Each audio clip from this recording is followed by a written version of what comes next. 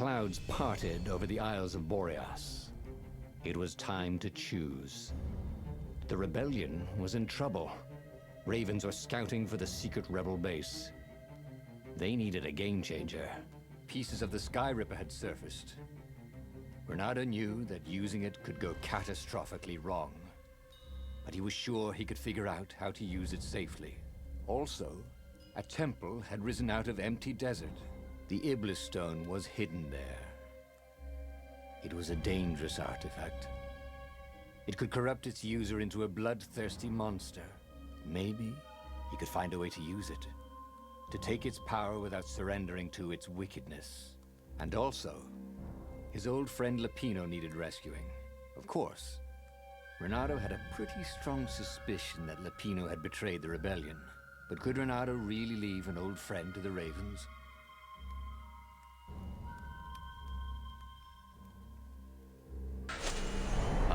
Lapino.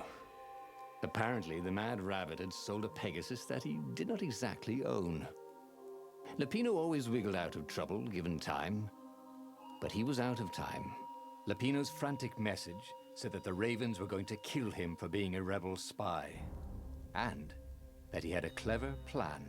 If the fleet reached him first, they'd string him up for that. Never mind the winged horse. Or so Lapino had told him over the far speaker anyway.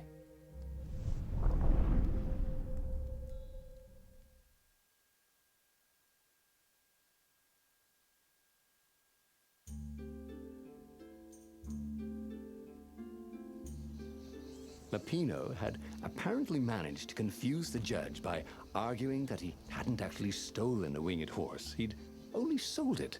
But wait, where was the prison? The village was empty. Had everybody fled the Ravens?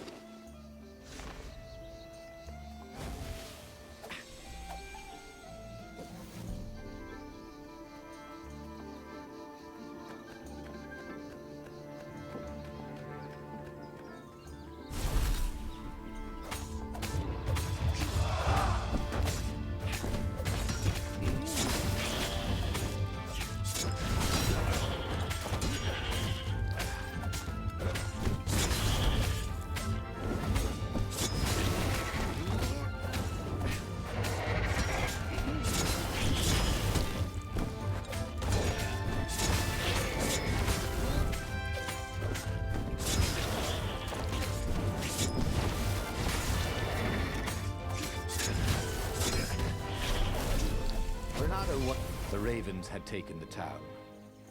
Renato had seen villages emptied like this. All the people taken away to be sacrificed in the Emperor's secret rituals. Renato hoped the people were just hiding.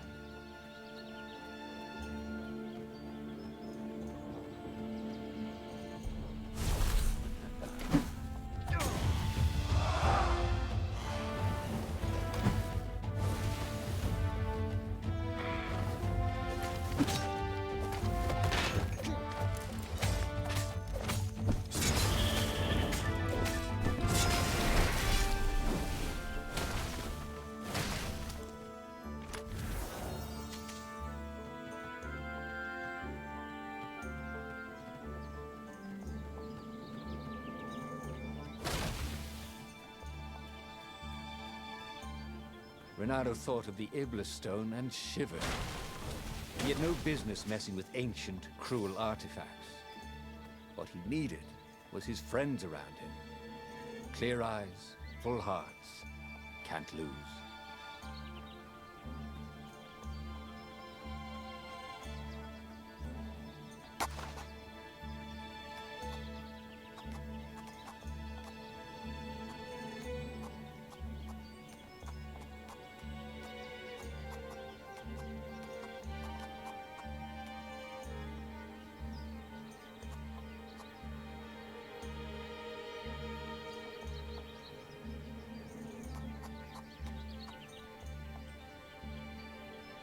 Well, he'd always wanted to do that.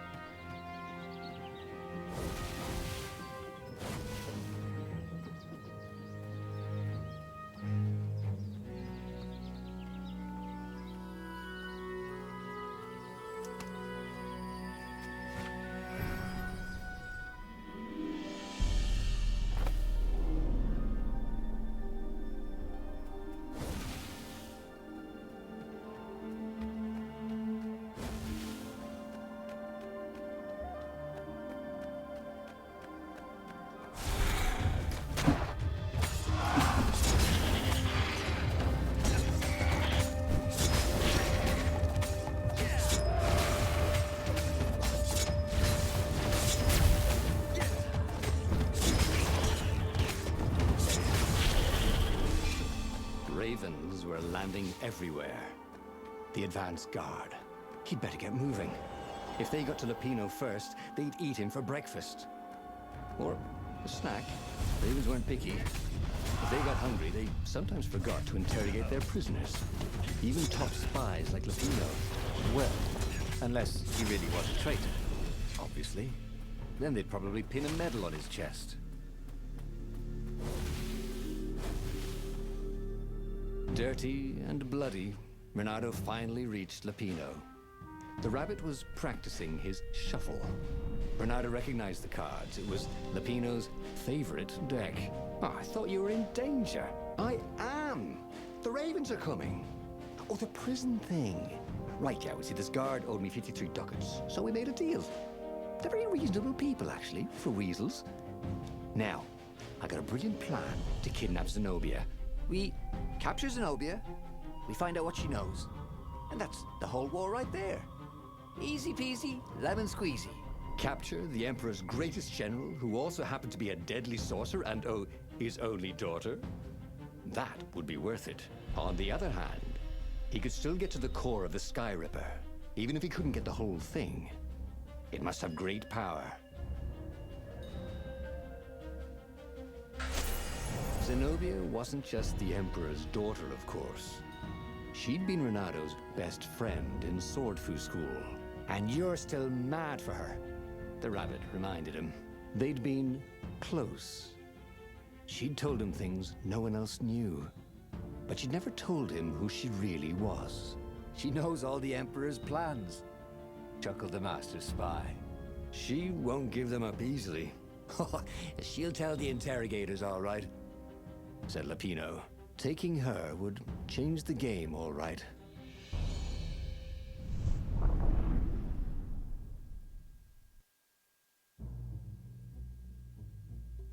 The city was already under Zenobia's control. I had to admire her efficiency. Renato shivered at the thought of Zenobia at the mercy of the interrogators. Could he really turn her over to them? But this was war. It wasn't meant to be pretty. With all this ore, Renato could forge a really great sword. He was a master forger. That probably wasn't the right word.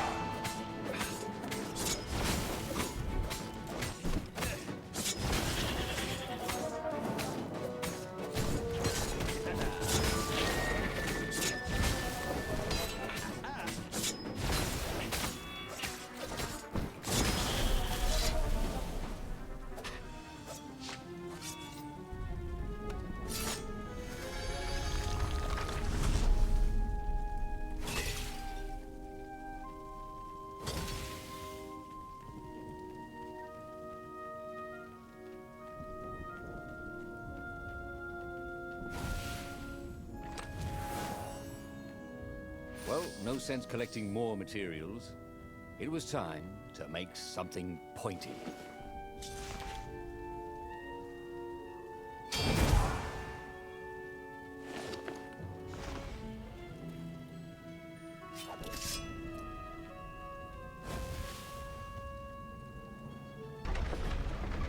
Why was Lupino urging him to capture Zenobia?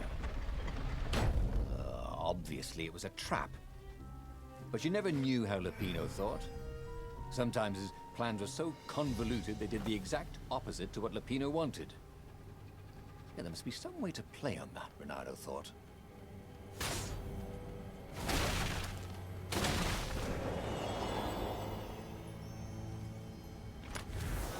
A chest full of old banana peels. There had to be more. There was.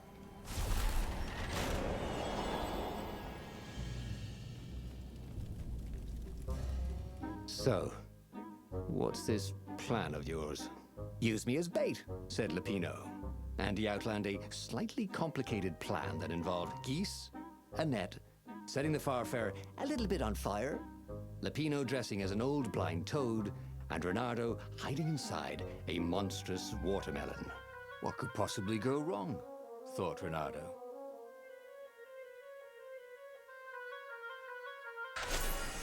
Oh, this is gonna be fun, said Lapino as he ran to go set up his marvelous plan.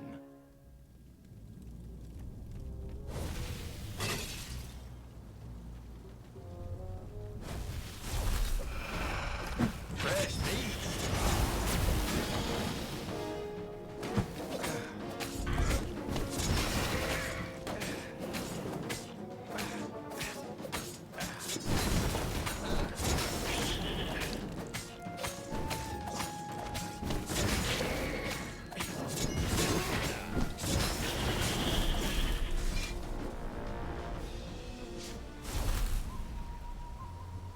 Renardo felt dubious about the whole plan.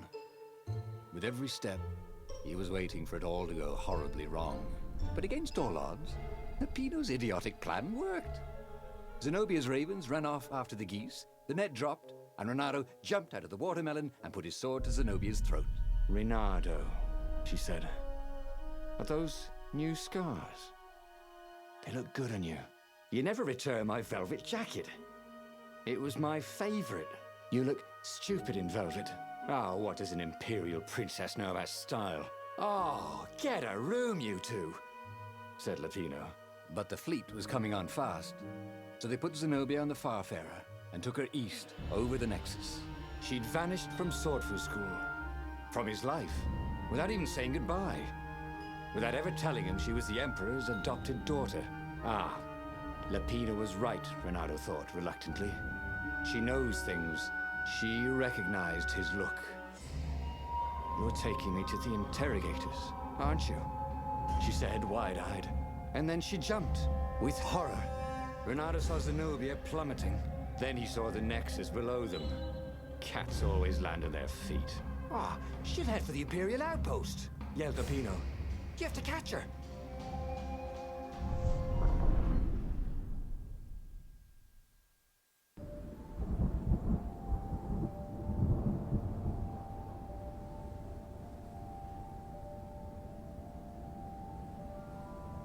Cats can run faster, but foxes can run longer.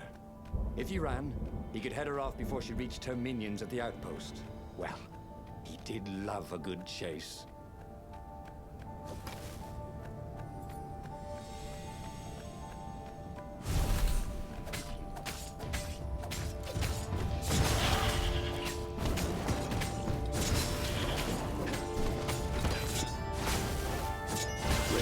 Smell any better dead, Renardo thought.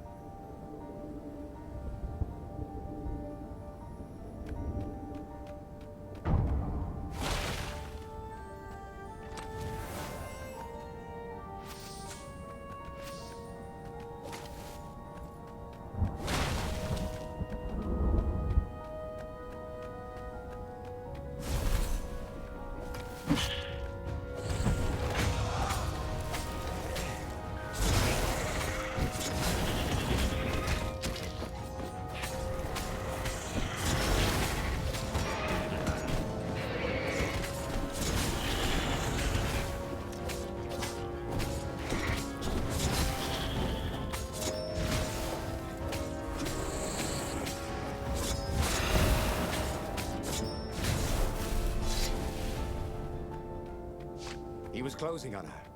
He could smell her fear. He tried not to think about the interrogators at the secret base. What did they do to her? Maybe it didn't have to end that way. Maybe he could talk to her. But, after all, there were worse things the Imperials had done to friends of his. This was much easier than free climbing.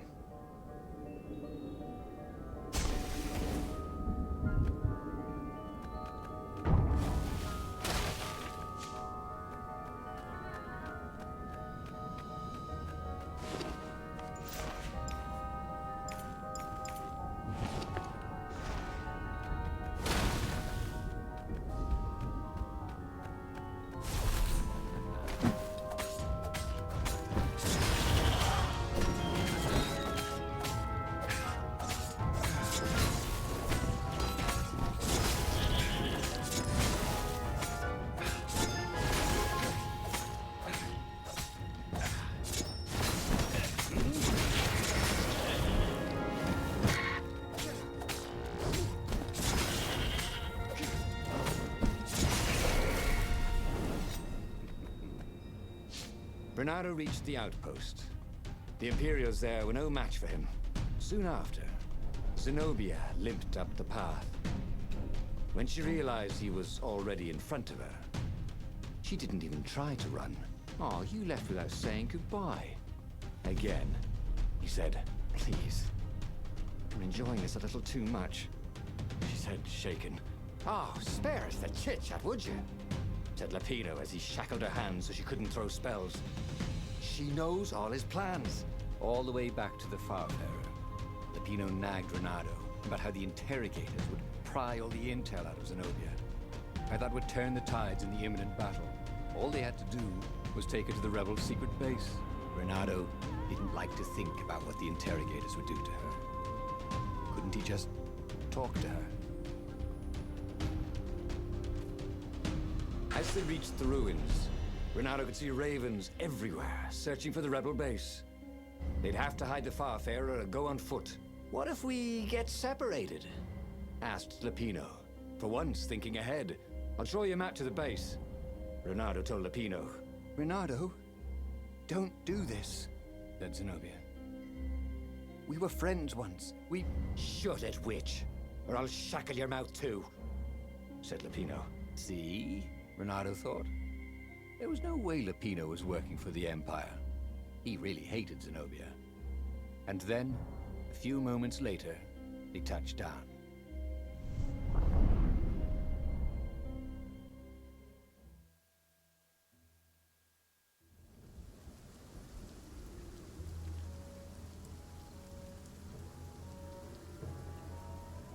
As Lapino pulled Zenobia off the Farfarer, Bernardo readied himself for the battle ahead.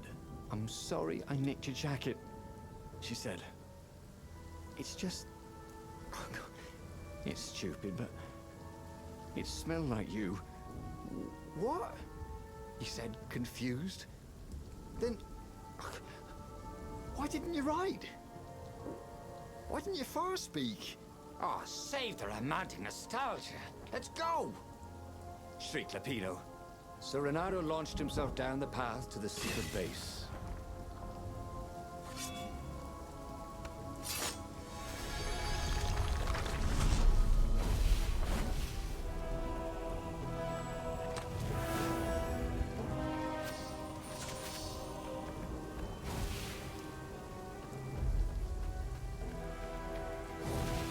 Of all the artisans he was creating employment for, truly, he was a job creator.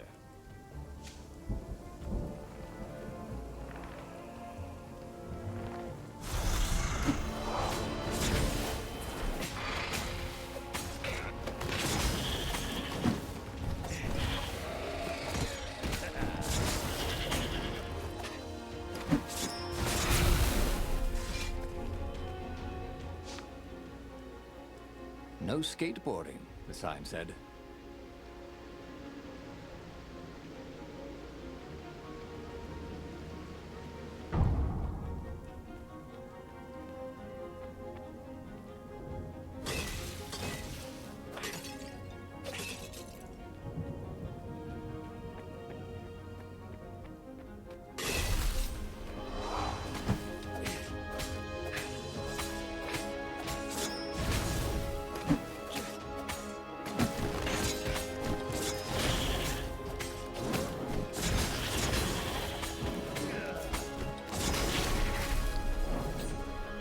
Walking Zenobia to the rebel secret base, where she would be interrogated. So, why was he feeling so scared?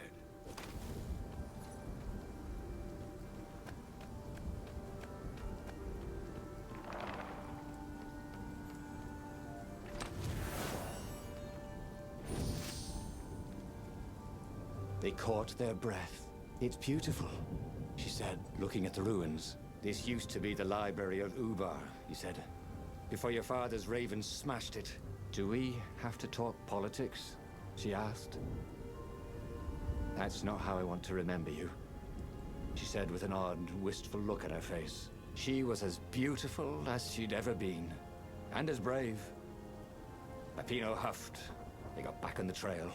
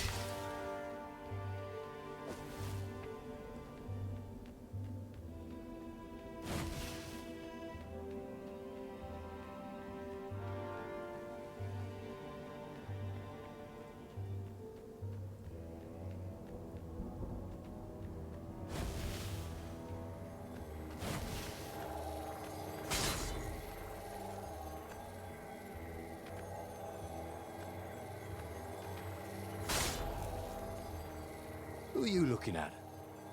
Oh, right. No one.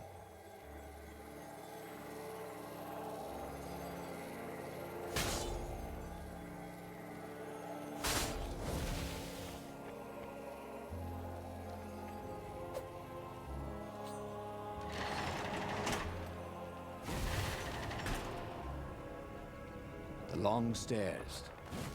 So he was close to the rebel base. It was on fire. So far, so good. Where was the cake? He'd been promised cake.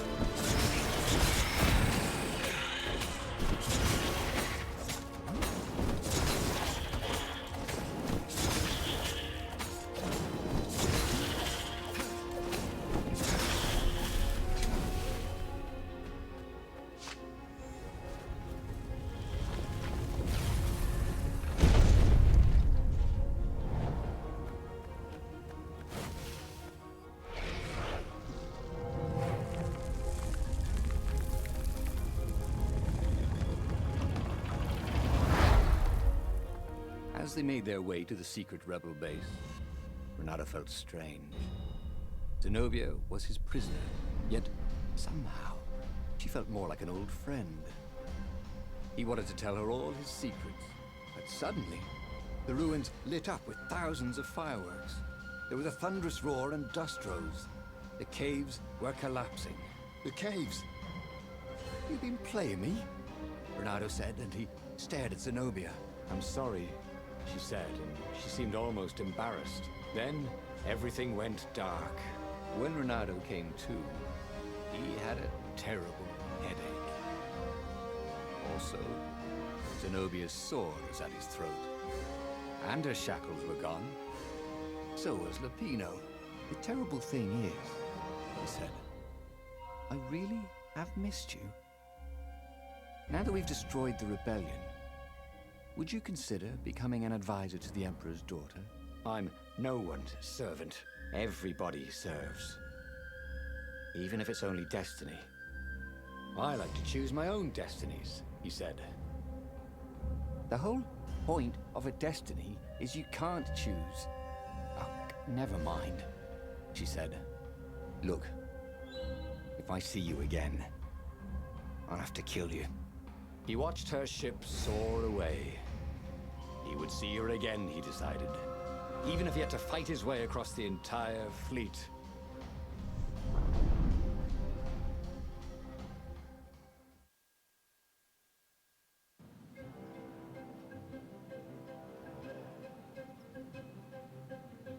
The Imperial fleet was cleaning up the few rebel remnants. For only a moment, he thought about running. But heroes don't run, even when the world is against them. Even when their cause is hopeless, and their efforts futile, and pointless, and useless, and death painful and guaranteed. He's decided to stop thinking for a while. The portal was heavily guarded. It must go someplace they really didn't want it to go.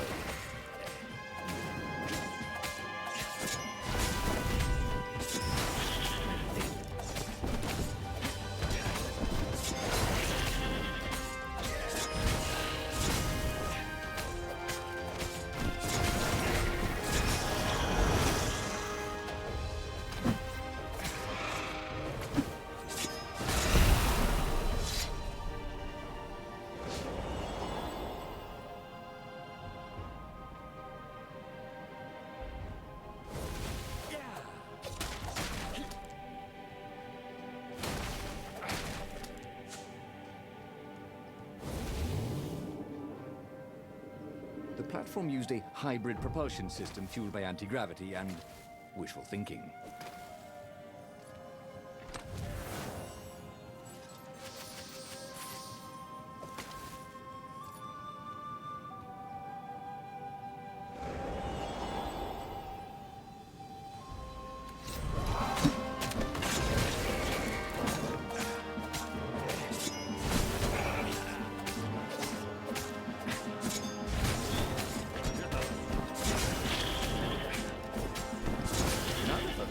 amazingly unwounded.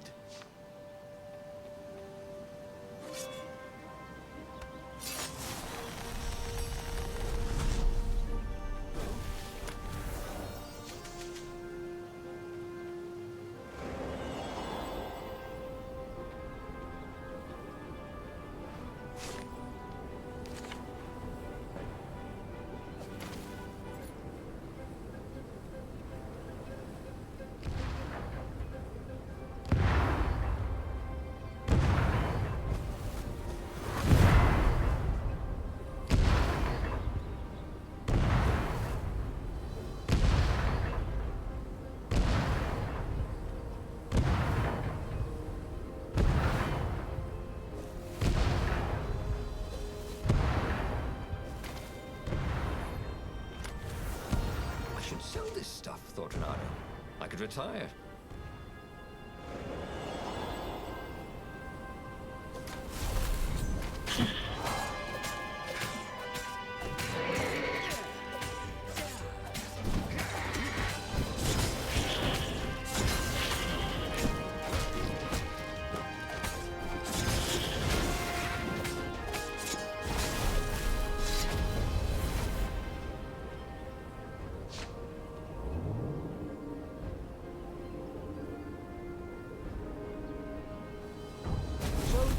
Who's your next of kin? Just wondering.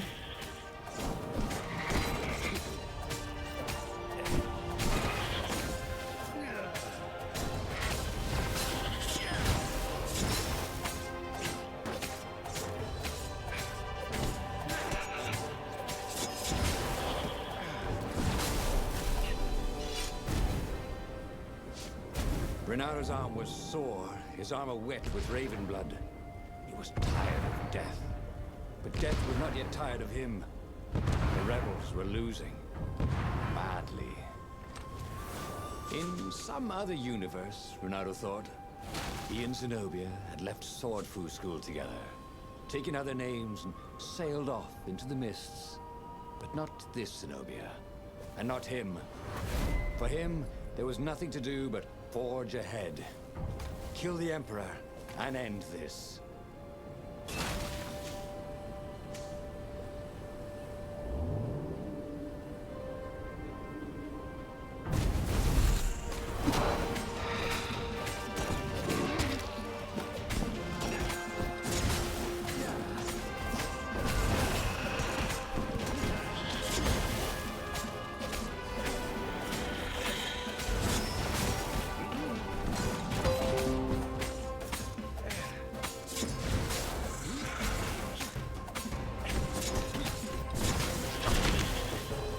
For some reason, Renato remembered a fairy tale his mother had told him.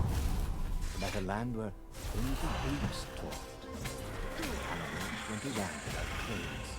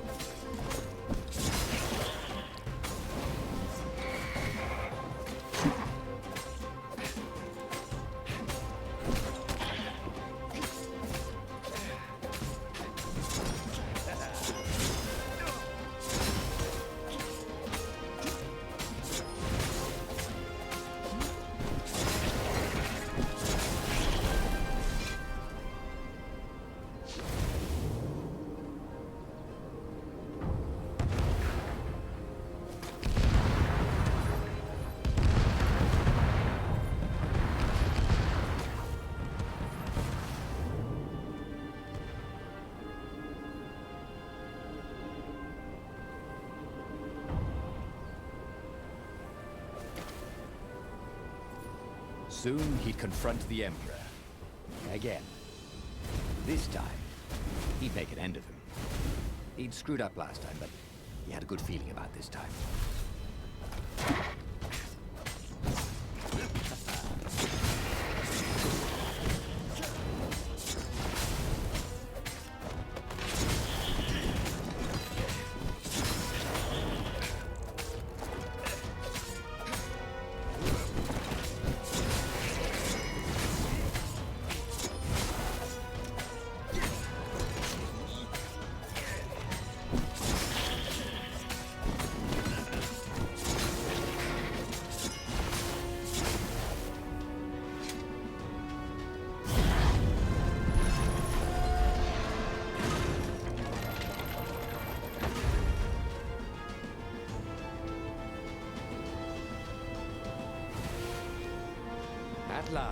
He reached the Emperor's ship. Zenobia was there. "Why'd you have to come back?" she said. "Guess I'm just serving my destiny." He shrugged. "You don't even know what that word means," she said. "Do you ever wonder if things have been different all the time?" she said, and drew her sword. In the end, Bernardo lay bleeding out on the deck. Zenobia sat by his side, upset. "What are you so upset about?" he asked. "You wouldn't understand. Why didn't you tell me you were going to leave school? I was afraid you'd convince me not to." "I guess I'll have to buy you a drink in the halls of the Valiant then," he told her, and then he was gone. He should go back to some of the choices he'd faced before. Maybe there were new paths that had opened up, like those doors he was opening up all over the map that took him to new treasures and around his enemies. But he'd learned another true thing. Zenobia still had feelings for him.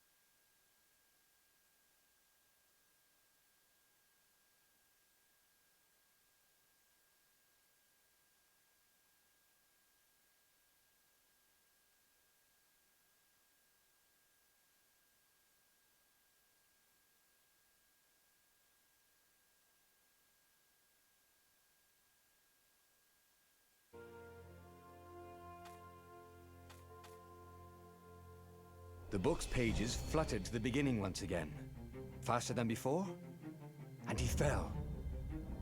The clouds parted over the Isles of Boreas. It was time to choose.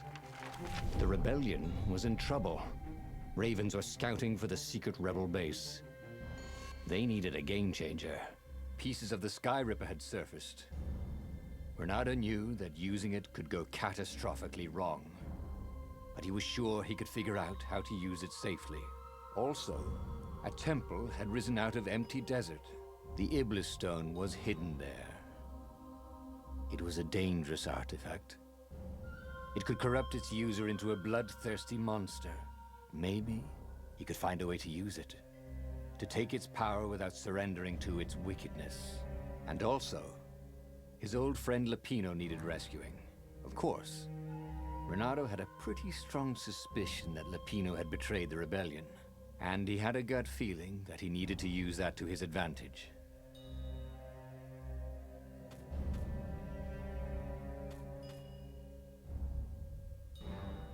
Renato finally realized that Lapino was a traitor to the cause, And maybe Renato could use that somehow.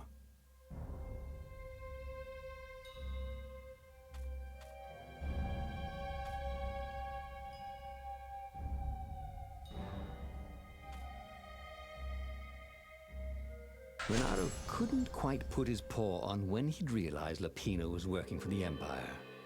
He'd never exactly seen Lapino sending coded messages to the palace, but he was sure. The rabbit had been on too many disastrous missions where he was the only survivor, or where he accidentally missed getting on the boat that went down to the abyss in flames. If Renato could prevent Lapino from getting back to the fleet with all the intelligence he'd probably gathered, it might be worth the trip.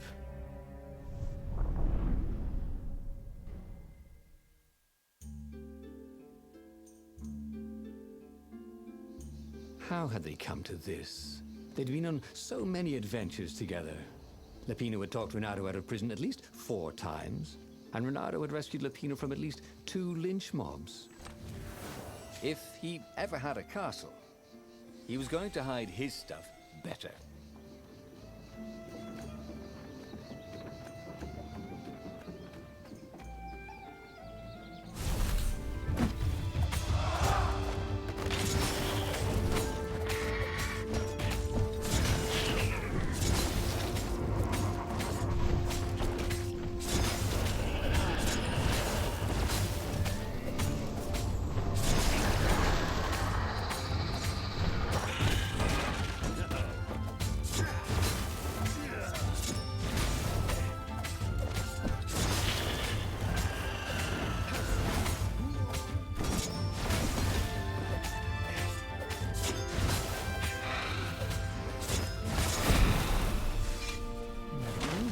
Rabbit resented him.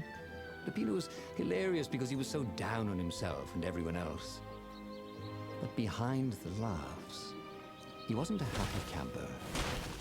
Ooh, was this payback? Or did the Empire have his little white tail in a vice?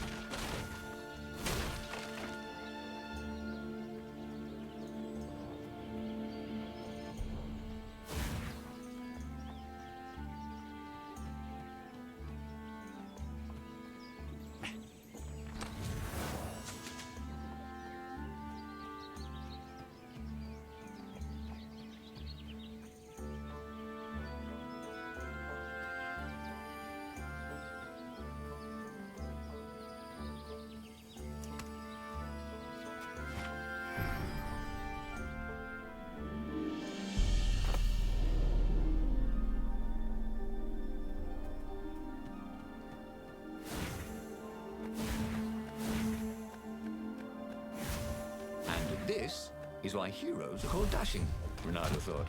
See? Dashing? Get it?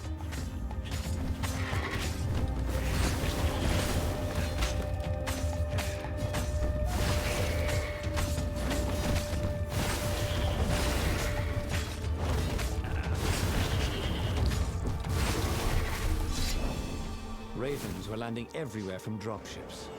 He'd better get moving. If they got to Lapino first, the rabbit would give the Empire all the intelligence he'd been stealing from the rebellion, and they'd probably give him a medal. He'd have to be very careful about how he played Lapino. At the slightest hint of danger, the mad rabbit would take off like a rabbit.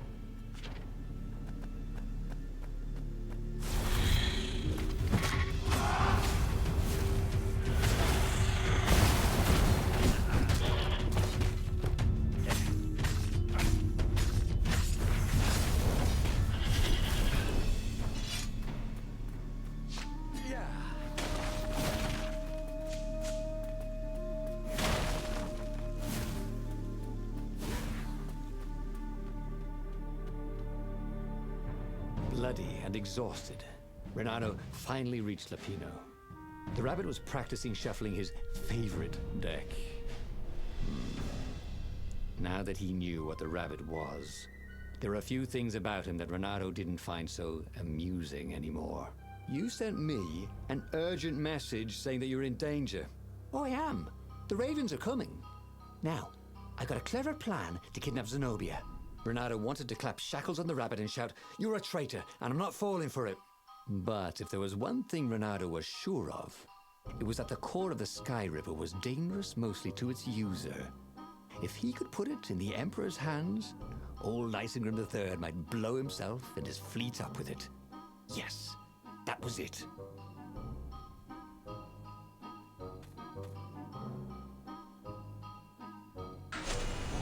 Me? A traitor? I'm hurt, said Lapino.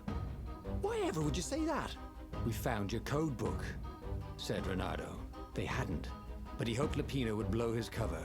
You got me, said Lapino. And you know what? I don't regret a thing. It's always about you, isn't it? You're the pretty hero. You get the girl, you get the medal, and what do I get? Rabbit food. I thought you liked rabbit food. Go to hell, said Lapino. And he made a gesture, and 20 ravens came out of nowhere and stabbed Renato to death. He had tried something bold and paid the price for it.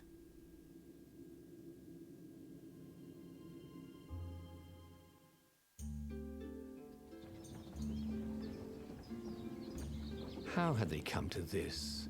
They'd been on so many adventures together.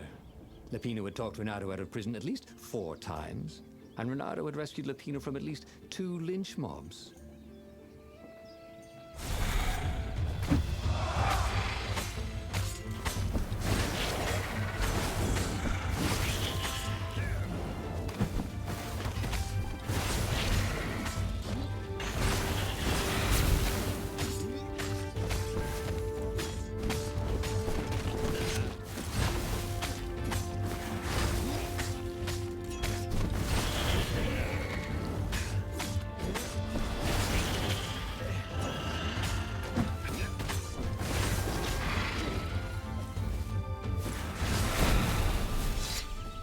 He'd always felt that the rabbit resented him.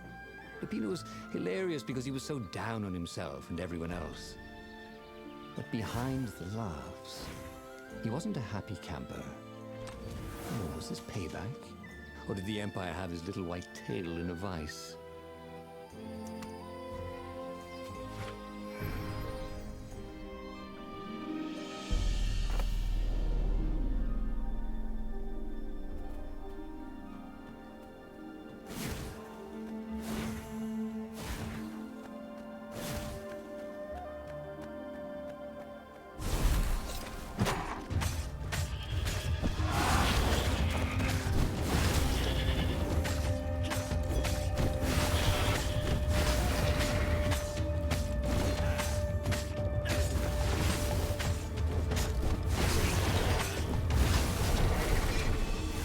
Ravens were landing everywhere from dropships.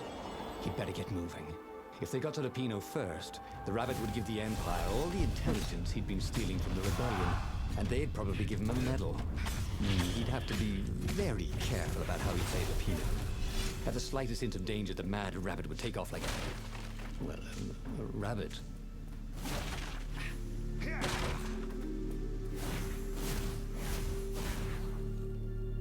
Bloody and exhausted, Renato finally reached Lapino. The rabbit was practicing shuffling his favorite deck. Now that he knew what the rabbit was, there were a few things about him that Renato didn't find so amusing anymore. You sent me an urgent message saying that you're in danger. Oh, I am. The ravens are coming. Now, I got a clever plan to kidnap Zenobia. Renato wanted to clap shackles on the rabbit and shout, "You're a traitor, and I'm not falling for it." But if there was one thing Renato was sure of, it was that the core of the Sky River was dangerous mostly to its user. If he could put it in the Emperor's hands, old Isengrim III might blow himself and his fleet up with it. Yes, that was it. felt like a real hero, brave and smart. He told the rabbit all about the Sky Ripper's God's Eye core. I'll go get the core while you attack Zenobia, he told the rabbit. Oh, wait, I've an even better idea. I'll get the core and you attack Zenobia, said the rabbit. Right, yeah, that is better, agreed Renato. Perfect. The traitor would make sure the Emperor got the core. Now Renato just needed the Emperor to use the core. If he could only get something that the Emperor wanted very badly. Zenobia. He could save her and bait the Emperor at the same time.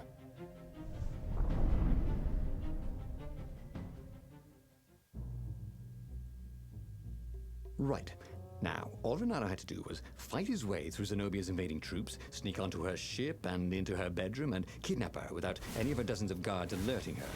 Then, he would rely on her love for him to convince her how evil her father was, so she'd run away with him instead of going back to her father, who was going to blow himself up. It did sound a little risky. But Renato had a feeling it would work out somehow. It always did.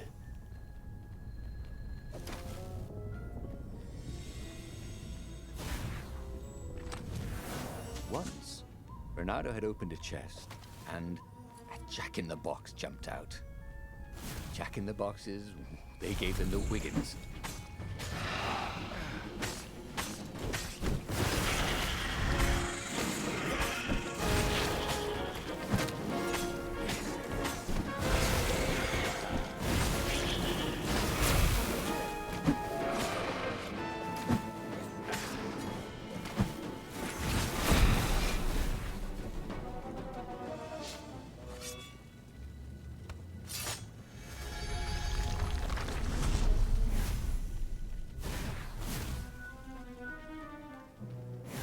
Just have a dash, thought Renato.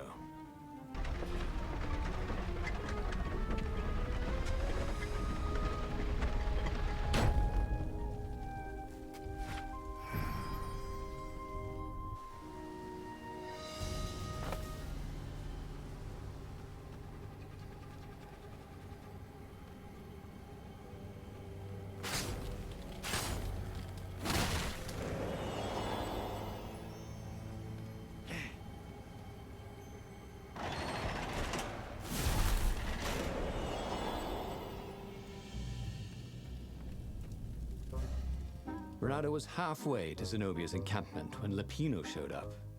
He was disheveled and distraught. They jumped us. I barely got away.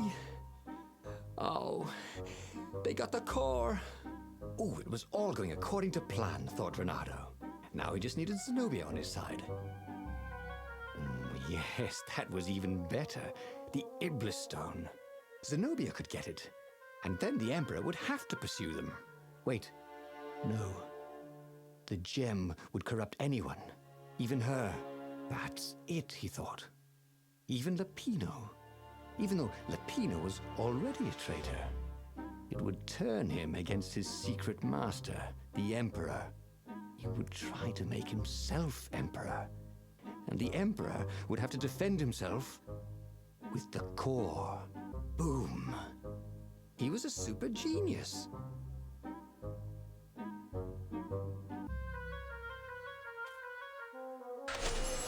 This is terrible, Renato told the rabbit. If only I had gone for the Iblis Stone. But now it's lost in enemy territory. He handed Lupino a map. It gives the bearer so much power. We can only hope the Emperor never finds it. What was that? Said Lupino. I think someone's following us. I didn't hear anything. Rabbit ears. You go on ahead. I'll check it out. And with that, Lupino hopped off with the map.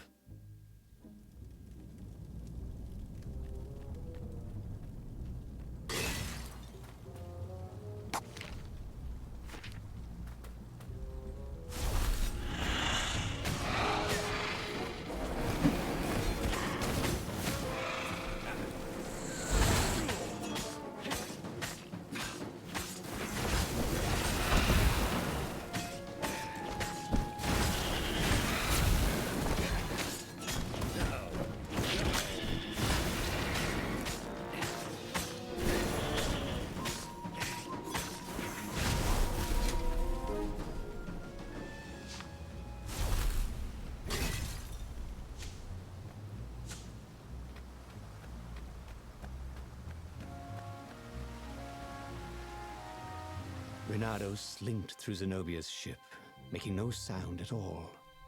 She was curled up on her bed.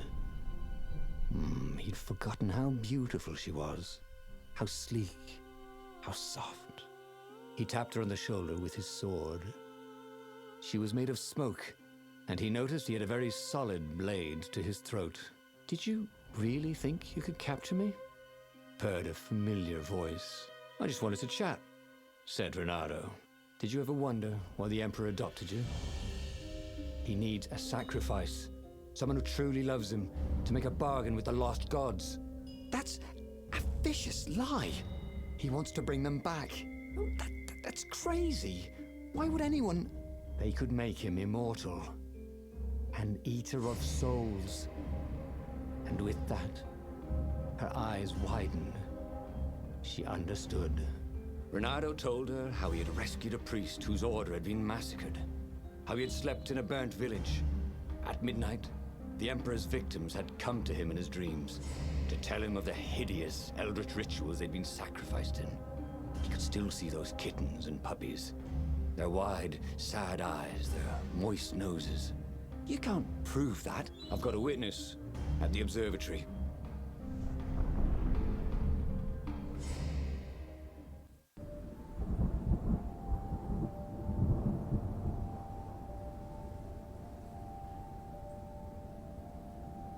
He couldn't tell her, not yet, why he was really here.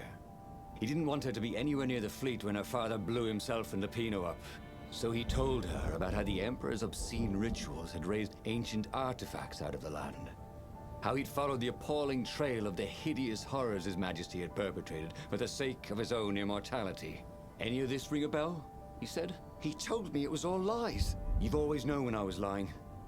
I always hated that about you," said Renato.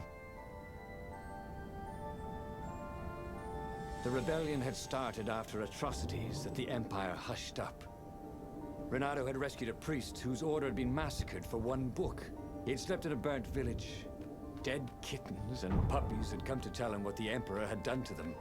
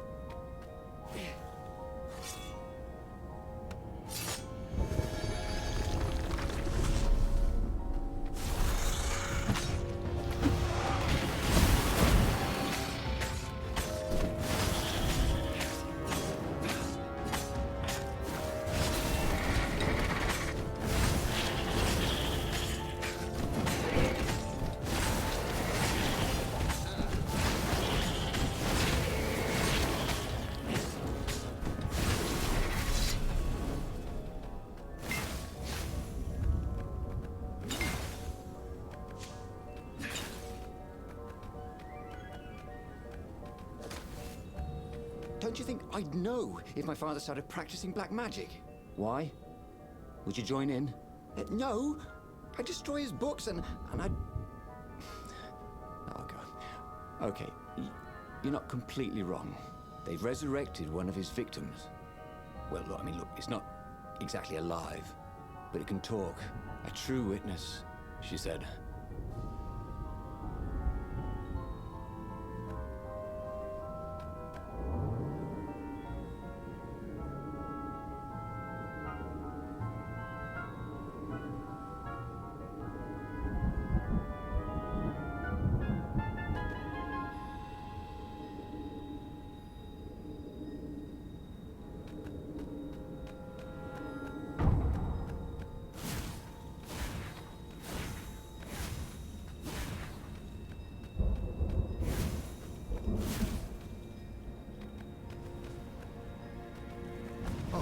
Really ought to put a railing on this thing, he thought.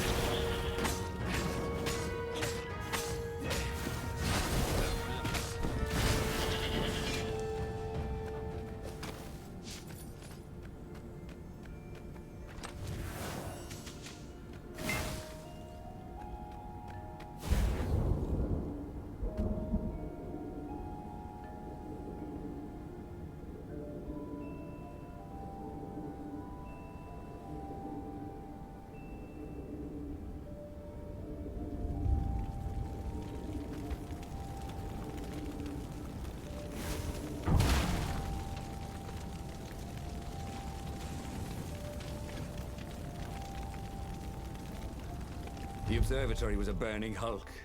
Dead scientists and black feathers everywhere. The Ravens had taken special care to burn the reanimated witness to cinders. Zenobia stared at the carnage. He didn't want me to hear the witness, did he? I guess not. What's your plan? She asked. So, Renato explained his brilliant gambit. Sending Lapino to get the Iblis Stone, become super powerful and corrupted, provoke the Emperor into using the core against him, thus blowing up both of them, and hopefully the fleet too. Let me visit your council, she said, shaken. I want to help. Could he really trust her?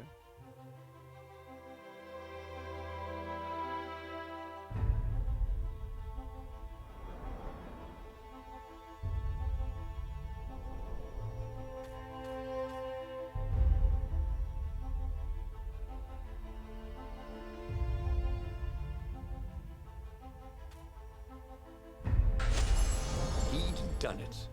He'd made Zenobia see how evil her father really was.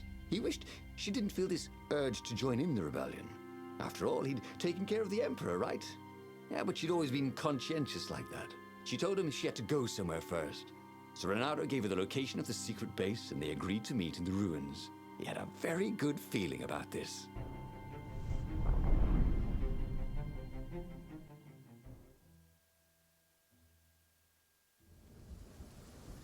What had Zenobia gone off to do? What was more important than meeting the rebel council? Had he made a mistake, sending her to the ruins? No. He knew they could trust each other. He could trust her because she never broke her word. And she could trust him because she could see right through him. Well, she'd probably be there well before him. She at least didn't have to fight her way through rainstorms of ravens.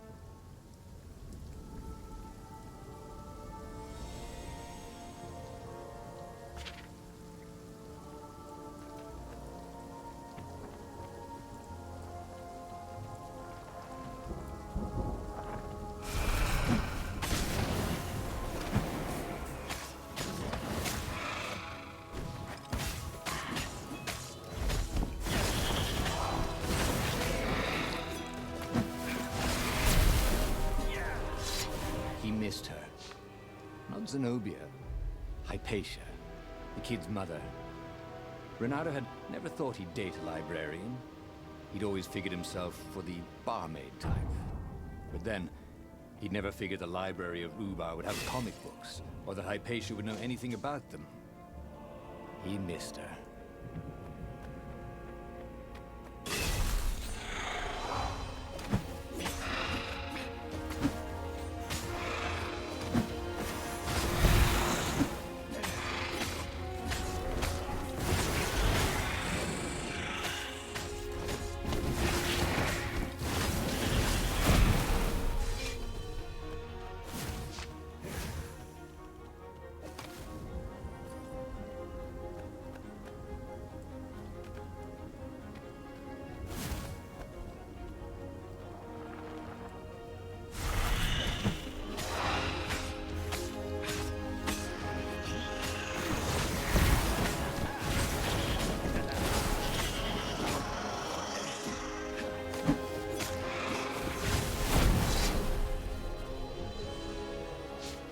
As he came around the bend, there was Lapino, unconscious on the side of the path, and Renato could smell a familiar, sweet, smoky scent.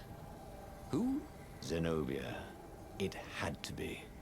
She never used a combat spell when she could use drowsy gas. That meant she had the Iblis Stone. What would it do to her? She hated her father now. She'd kill him for sure. The council wouldn't mind if she killed the Emperor, but murdering her father would destroy her. He had to get to whatever ledge she was on and talk her down from it.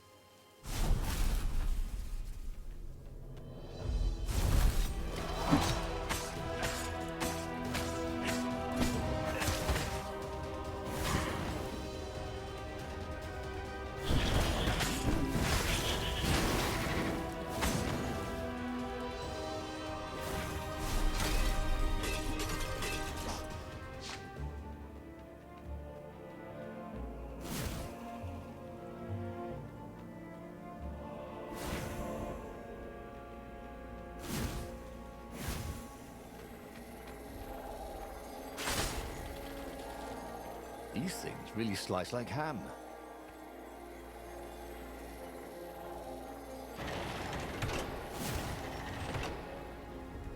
The long stairs.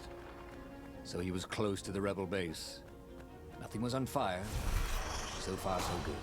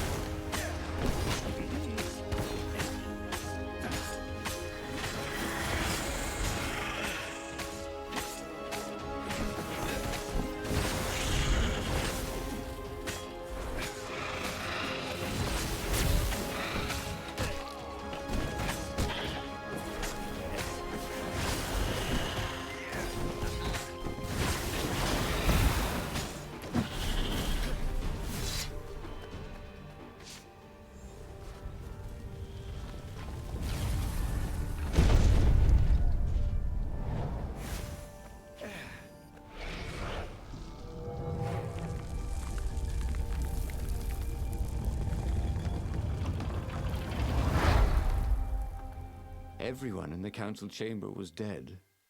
Zenobia stood shivering in the courtyard, drenched in blood. Why? He managed. They started arguing with me. I lost my temper and I wanted their blood. Well, not me. The stone did. Why did you take it from Lupino? I had a plan. You had a stupid plan, she said. I'm going to go kill my father now. No, you can't. You'll just take his place. You'll become worse than him. Get out of my way, or I'll kill you too.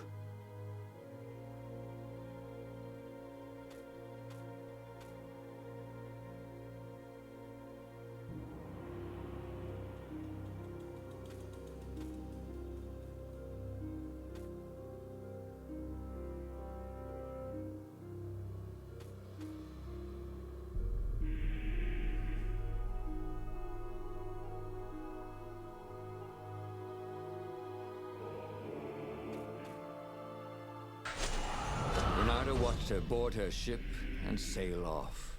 A few days later, the sun dimmed. A great void opened in the sky, black as the Iblastone itself. It stretched and ripped like a vast fatal womb, and a gaze black and pitiless as the sun passed through the void into the land. And so the lost god Iblis once again came into his own, and time stopped. He had tried something bold and paid the price for it.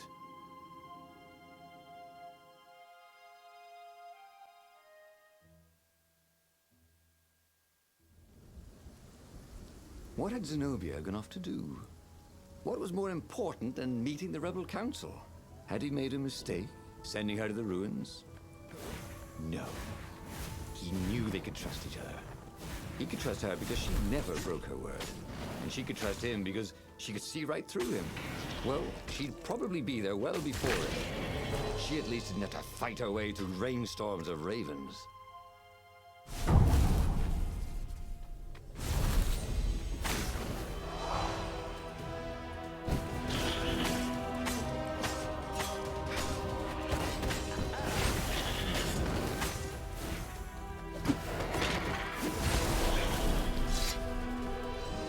About Hypatia.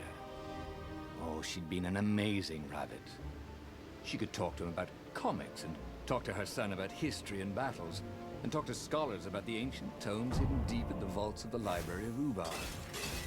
Oh, Renato really missed her.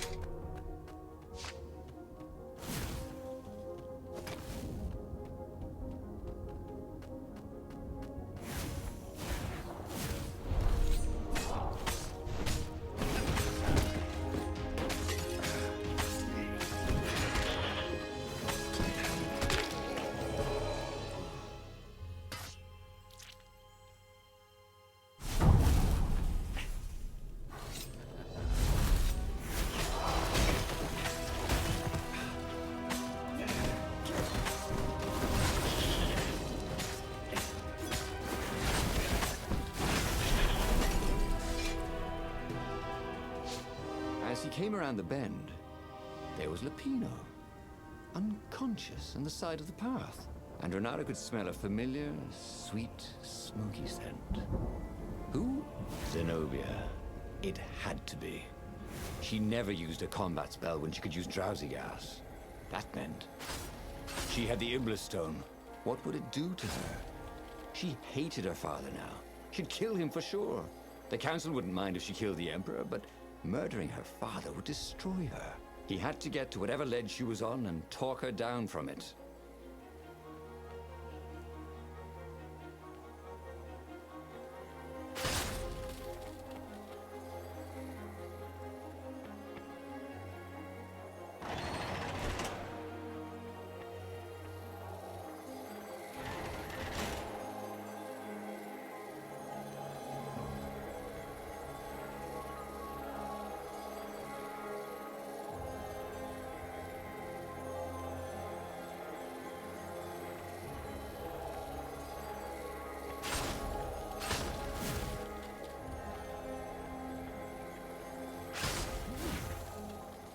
Hey, why don't you guys fight in groups?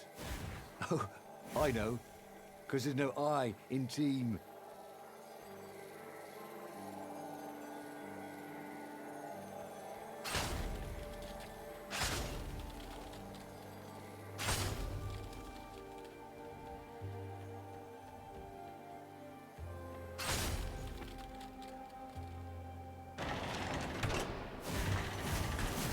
Long stairs. So he was close to the rebel base. He was on fire. So far, so good. Brilliant. Lovely. Hold that pose.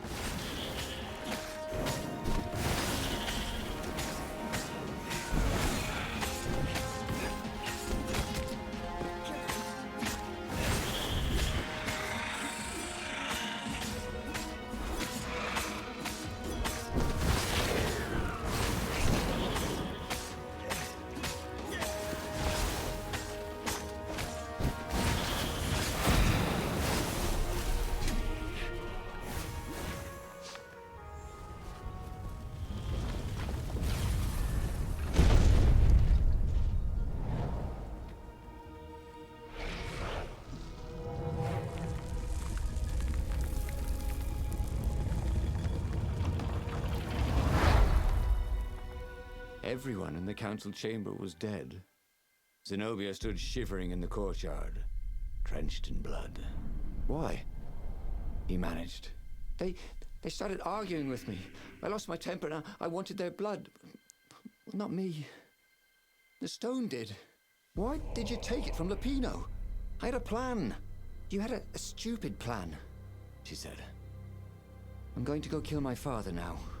No, you can't. You'll just take his place. You'll become worse than him. Get out of my way, or I'll kill you too. You won't kill me, he said. And I won't let you kill the Emperor. Enraged, she raised the sword. You hate him too? He could sense the Iblis Stone, yearning for his death. But she didn't strike. If you kill him, it'll destroy you. I know you. Shut up! She shouted, her sword trembling. I won't lose you again. Not for anything. Get away from me, he said, and he was very close. I can't lose you again. And he was in reach of her sword now. I hate him! I hate you too! I love you, he said for the very first time. And then she was weeping. He was holding her. The sword had dropped from her hand. He glanced at the Iblis Stone. It was no longer the black of the void. It looked like coal. No. It glowed, like a cinder. It was crackling, burning, crumbling into ashes. You've always loved me, haven't you? She said. She was weak. The stone had taken so much from her. Always, he said. She staggered as he helped her up. Let me take you away. Where? The island of Avalon. The sisters will heal you. He'll follow us. Then we need the Farfarer, the fastest ship in the Empire.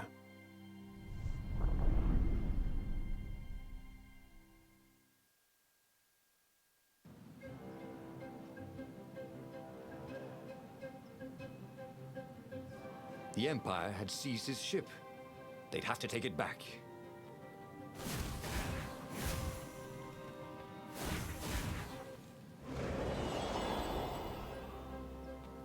Sorry, mustache, thought Renato.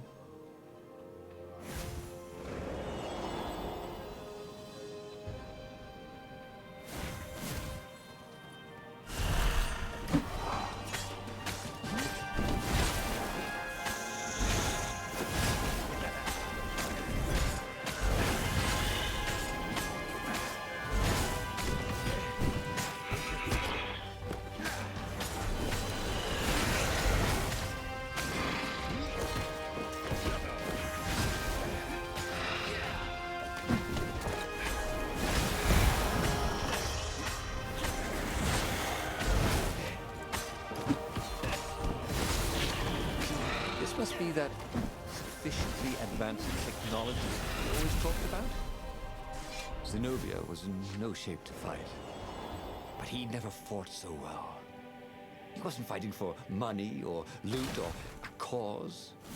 He was fighting for her, for them. His sword danced, his feet flew, and the ravens recoiled from his ferocity.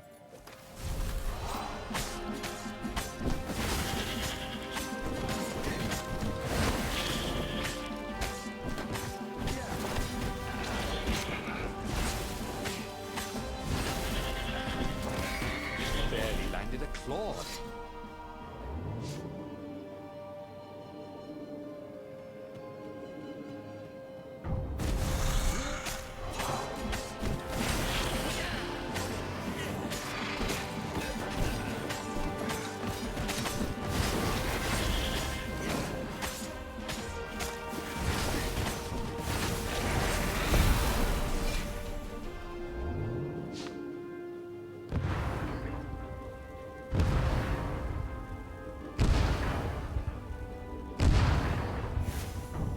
There it was, his beautiful skycraft, the Farfarer.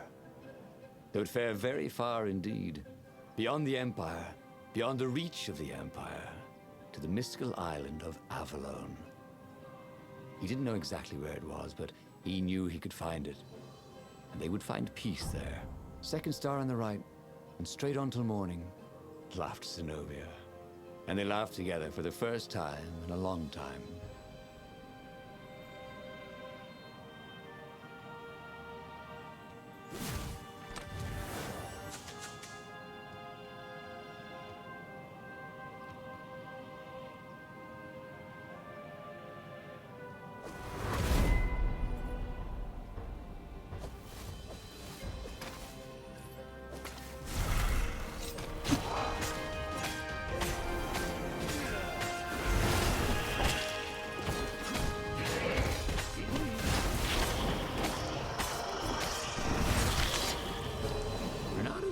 Feel well.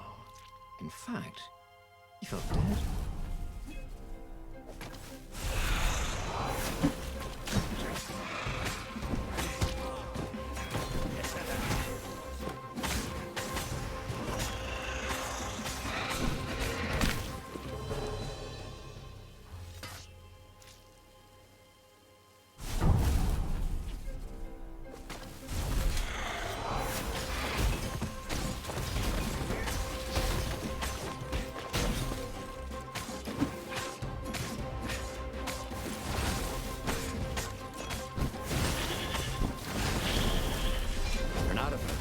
Faster, stronger, bolder. If only he could figure out which.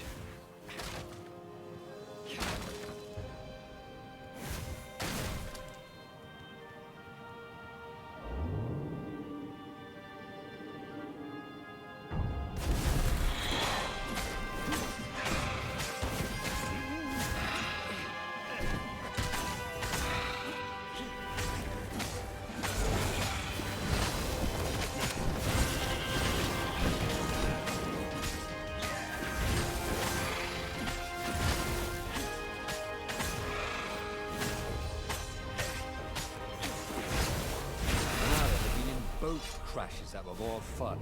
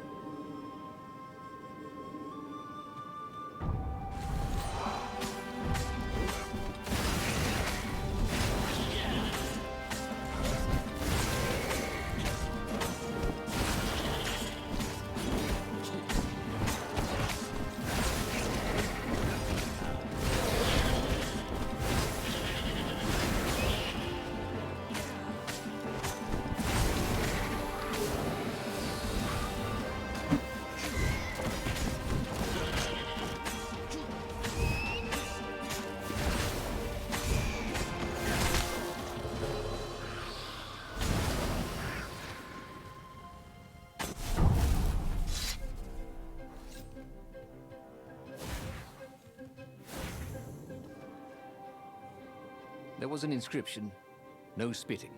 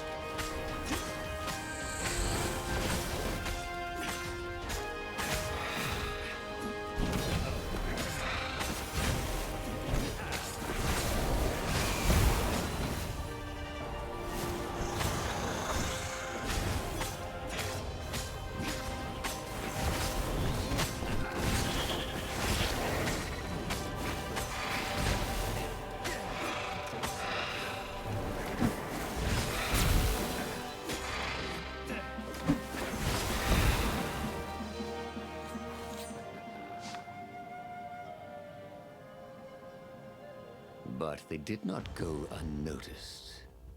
Scout ships lifted off, and the long lance of the Imperial flagship. Bernardo turned downwind to gain speed. The Raven ships could pursue, but they couldn't close. The Farspeaker croaked, "Return her and live!" "Go sacrifice yourself," yelled Bernardo. "Then you won't have her either." On the flagship, the Emperor was readying some arcane weapon. It couldn't be. It was the core. A devastating beam lanced out of the flagship. Bernardo zigzagged wildly to keep the Farfair out of it. Now the Raven scout ships were closing the distance, and the beam was getting closer too. Then came a blinding flash, and the air was searingly hot all around him. There was a thunderous, deafening roar. He could smell burnt oak and burnt feathers and burnt flesh. But when he could hear and see again, they were alive and unhurt. And they were alone in the sky. Zenobia embraced him. They had done it. Through luck and through love, they had won the war. "Avalon, here we come," he said as he held her arms wide in the prow of the boat and let her feel its speed. "Maybe the real Avalon is wherever we're together," she said. And so, after a bit of an argument, Bernardo and Zenobia went to one of the two Avalons. The one shrouded in mists, or the one in their hearts. But which one they went to, I'll never tell. He'd done it. He'd forged his own destiny. Well, he hadn't actually done it, but he knew what he would do. Bernardo smiled at the book. He practically wanted to kiss it. The kid's sacrifice hadn't been in vain. He'd saved the book and saved the world. Bernardo owed him and his mother so much. Bernardo lowered the mainsail and let the Farfarer shoot forward in the breeze. Second star to the right, and straight on till morning. This time, he would win.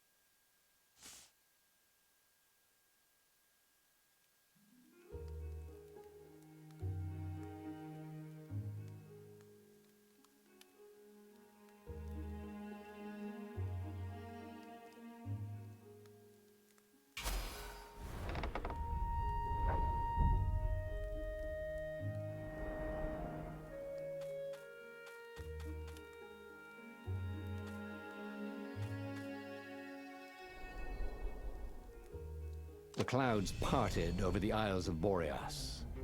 It was time to choose. The rebellion was in trouble. Ravens were scouting for the secret rebel base. They needed a game changer. Pieces of the Sky Ripper had surfaced. Bernardo knew that using it could go catastrophically wrong, but he was sure he could figure out how to use it safely. Also, a temple had risen out of empty desert. The Iblis stone was hidden there. It was a dangerous artifact. It could corrupt its user into a bloodthirsty monster. Maybe he could find a way to use it, to take its power without surrendering to its wickedness. And also, his old friend Lapino needed rescuing.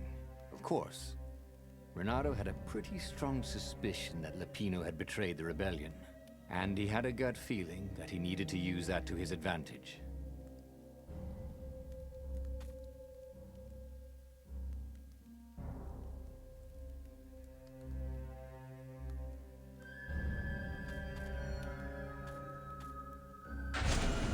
Every child knew about the Sky Ripper. The Transcendent Emperor had buried its pieces deep. And then, this Emperor's horrific sacrifices had brought it back to the surface. Renato wasn't exactly sure how to use the legendary weapon.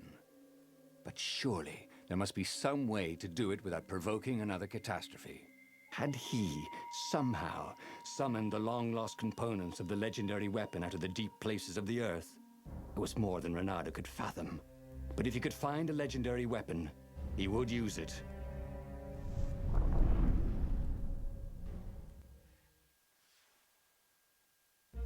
As he set foot on the island, Renato couldn't help feeling a bit curious. Was Lapino still waiting to be rescued? No.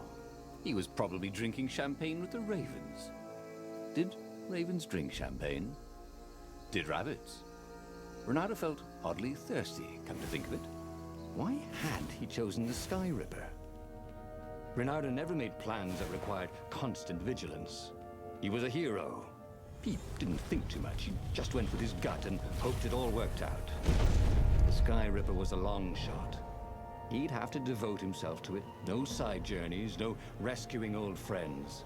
That was against his nature. Could he stick with it?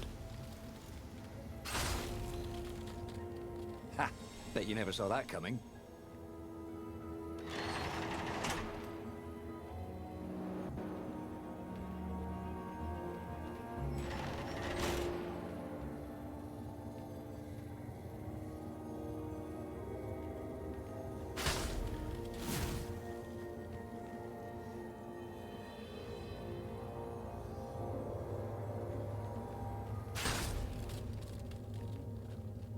The people who had built this castle, did they even know what monstrous weapon lay hidden within their walls? The Sky Ripper could destroy anything it touched, or so the legend said. As the Transcendent Emperor had fought the lost gods, thousands of thousands had died. But Renato had been through wars. The only merciful war was a short one.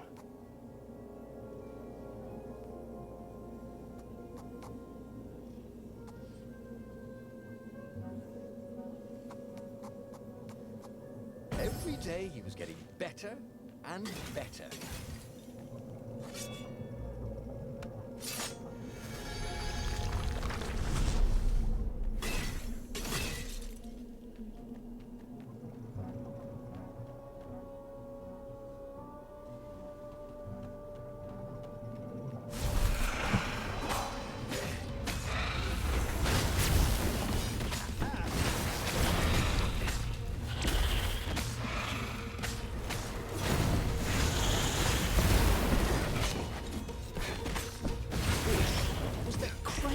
Weapon he'd ever used. Or not.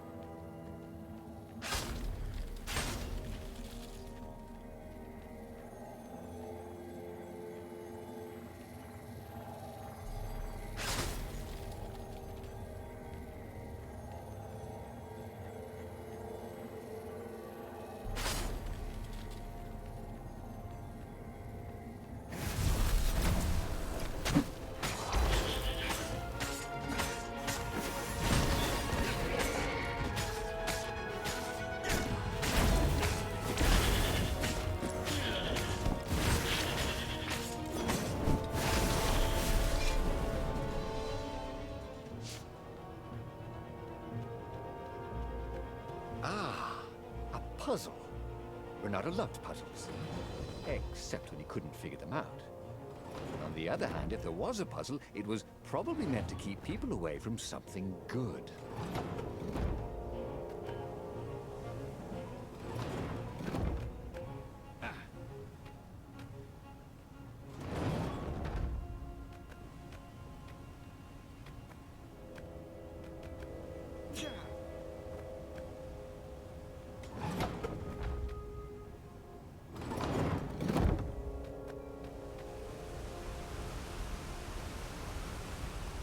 See?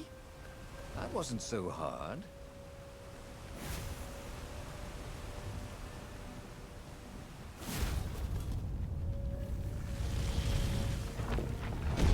There it was. Sky Ripper's armature. The stuff that dreams are made of. Engineers' dreams, anyway. The device was intricate. No one alive had the skill to make a thing like it. How was it part of a weapon at all? He'd have to ask a scientist. But first, he'd get the second piece. Sky Ripper had a heart, a core that had come to rest on the next island. Well, there was another island he could reach. Zenobia had just invaded it with her father's Raven battalions. She must be encamped there still. But fighting Zenobia now, that made no sense at all. He'd already sacrificed one friend to get this armature, was it? He didn't need to hurry to face her. She would find him.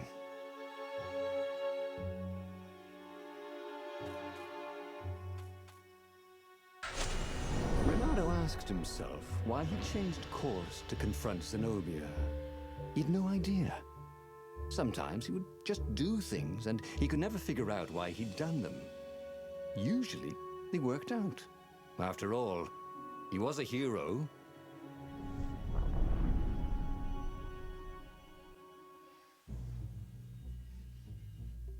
The truth is, though, he wanted to see her, wasn't it?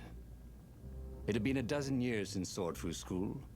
He'd followed every rumor about her, every scrap of news. Not that he still loved her. After all, she was his enemy.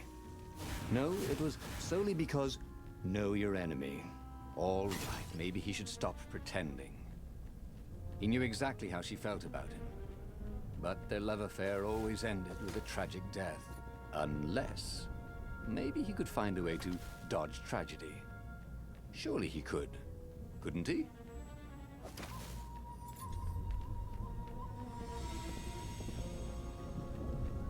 Snack time, boys! Go on the lead, Raven.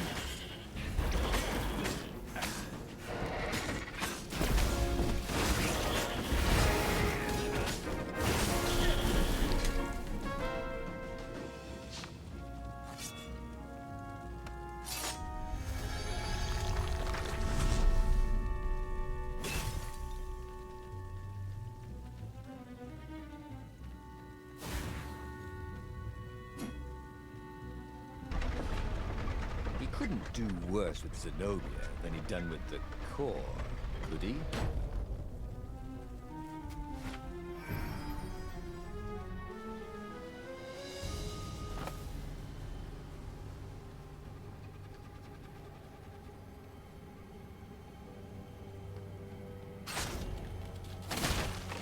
Boy, if looks could kill.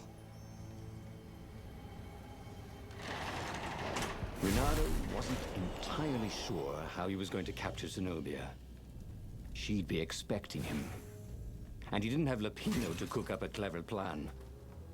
Why was it again that he hadn't got the core? Maybe because the results tended to be disastrous. These streets were familiar. The Swordfu School was closed now, but he had been down that street 1,000 times. He knew that pub. He knew that alley.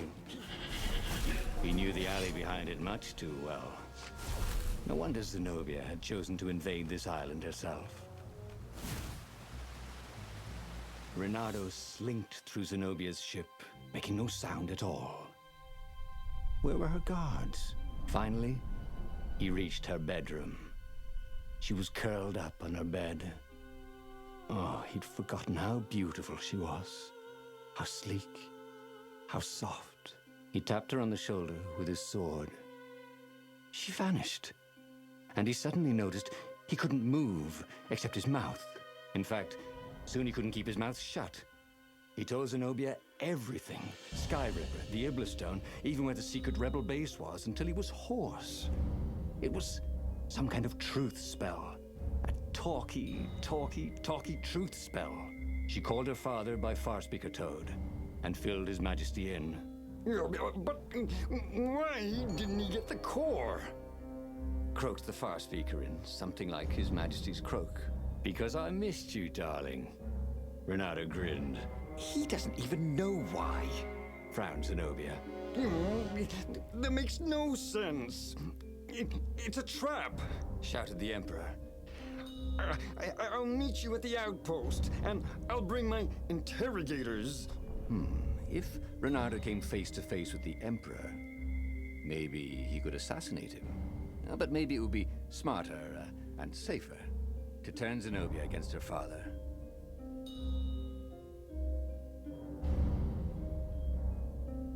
You're lying, she said. Somehow you're lying. The spell hadn't worn off yet. He had to tell the truth. The trick was in making sure she wouldn't believe it. The core is perfectly safe, He said, and he tried his hardest to sound sincere. So is the Iblistone. In fact, I was trying to get them myself. Find them. Interrogators it is, she said angrily. I gave you a chance. The Emperor's interrogators were not especially gentle, even by Weasel standards. Fortunately, Zenobia had locked him in the guest quarters on her ship, and she'd forgotten it had a toilet that, like all skyship toilets, could be vented into the abyss. This was not the sort of slippery fox he wanted to be. But just as they were about to land, he threw the latch, wrinkled his nose, and leapt through the open latrine.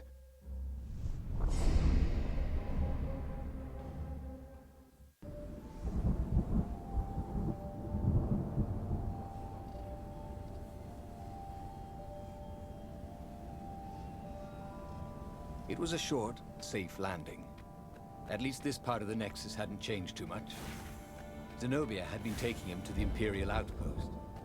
She'd never expect him to go there by himself. Well, maybe she would. You never knew with her.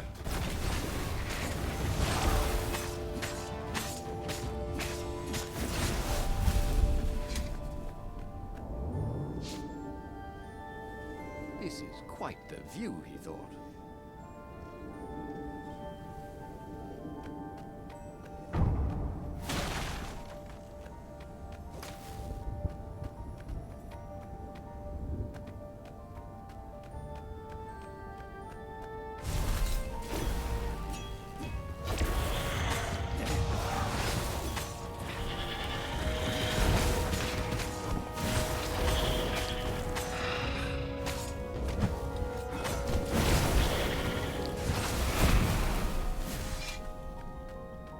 Renato knew Zenobia, and Zenobia knew him. She'd suspected a trick. Now he'd vanished. She would probably guess that was his plan all along. Perfect. Maybe she wouldn't use the Skyripper. At least not without taking it to the scientists at the observatory first. Meanwhile, the Emperor would be coming to the outpost personally. This could be good.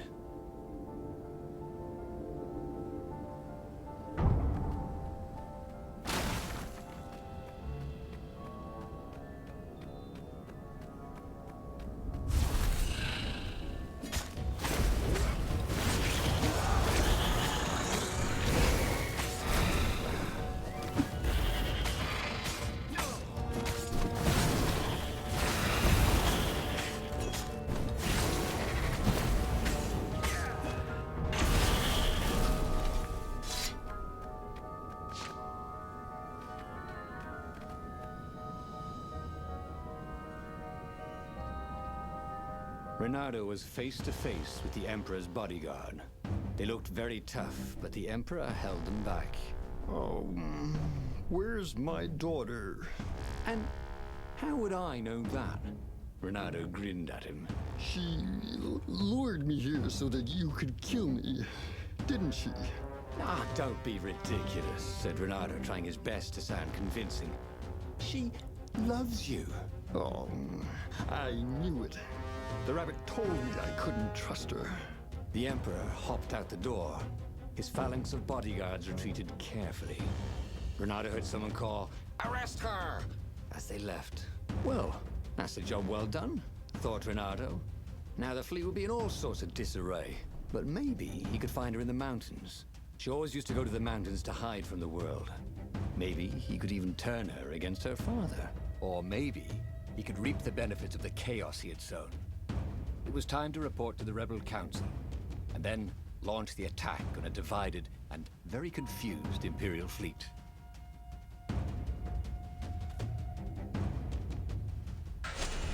Renato was very proud of himself. He told the Empire everything, but now they didn't believe anything, and it looked like the Emperor didn't trust his daughter anymore either. There were some advantages to having a slippery reputation, weren't there?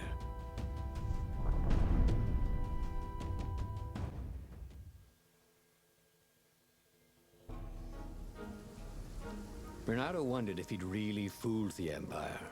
He guessed he'd know soon enough. If the skies darkened with 1,000 dropships, then he'd know the Empire believed his map of the Rebel base's secret location. They certainly seemed to be looking for it. There were ravens everywhere. But where weren't there ravens these days?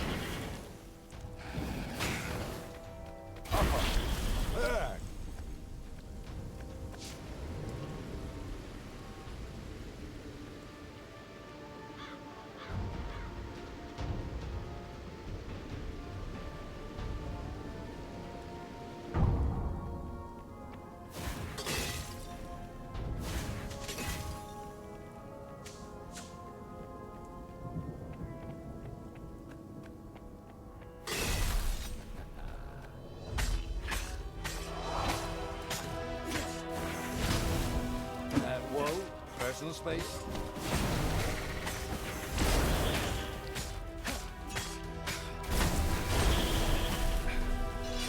Maybe the Emperor would attack Zenobia. The Ravens, divided into two armies, would slaughter each other. And the rebellion could just show up and claim victory. The Council would be overjoyed that Renato had given away all their secrets.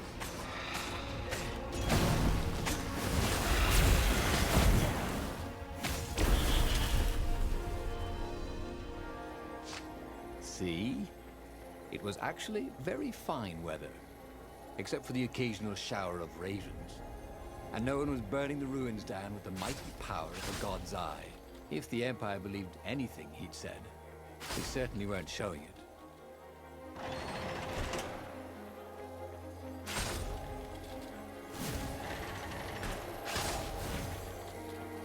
Hey, how do you tell if someone's far away? Or just really small?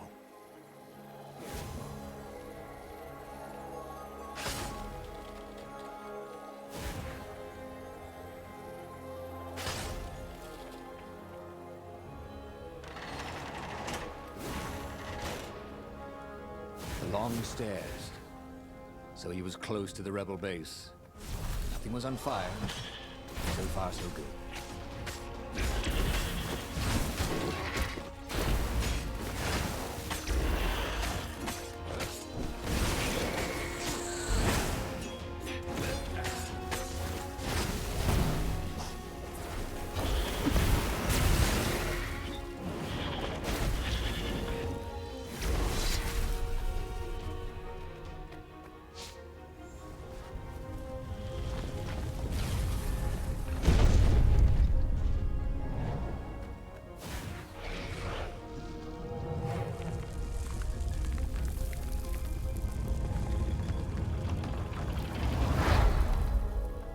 As he told his hilarious adventures to the Rebel Council, he began to realize they weren't laughing. Just staring at him with those big bug eyes. Zenobia let you escape? Asked the speaker. How do we know you're not a double agent? Then I wouldn't tell you about her at all. Maybe you're trying to sound like an idiot, so we don't realize how clever you are. Croaked the speaker. No, I promise you, I really am that much of an idiot. Renato was about to say when a half-dozen Imperial ships began to bomb the base. He's betrayed us! Croaked the Toads, and Renato decided it would be good to be somewhere else. He boarded the Farfarer and got out of there. The wind ruffled Renato's fur the wrong way. So, the rebels thought he was lying too? Because a half-dozen lousy dropships had probably just tripped over the rebel base? Okay, technically, he had betrayed its location, but not willingly. And he'd made up for it, hadn't he? Then, something exploded. A cannon shot. The Farfarer plunged out of the clouds. The rebels had hit his ship. As the Farfarer plummeted towards the abyss, he launched himself into the sails of an Imperial ship.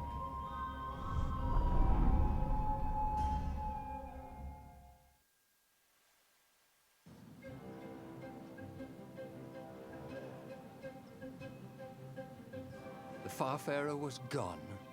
It had been a beautiful ship, and fast. It could do the Kestrel run in 12 furlongs, or so the salesman had told him. He would show them. He would be the hero of the final battle. They'd know whose side he was on then. That's what it meant to be a hero. To go on fighting, even when both sides were trying to kill you.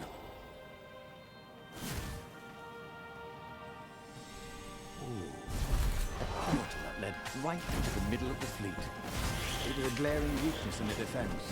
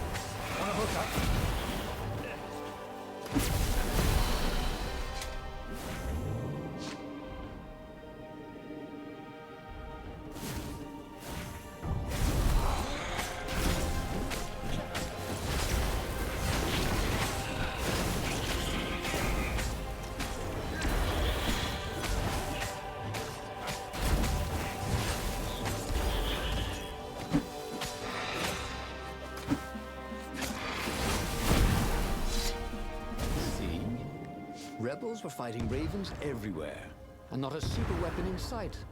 No one was summoning giant murder birds out of the clouds. There were no locusts, no rain of fire. Something blew up nearby, and Renato decided it was not time to stop and ponder. Just as well. He liked acting much better than pondering. There was an engraving.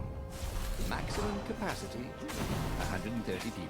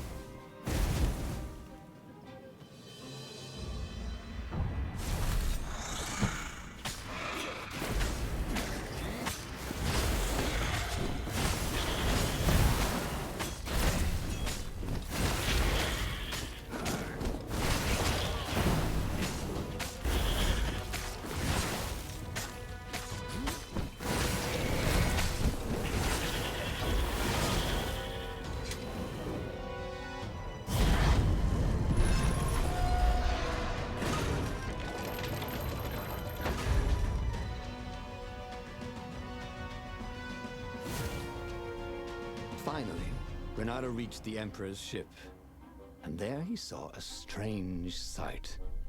Zenobia being led in shackles by Lapino with a squad of ravens. What? Lapino was working with the ravens?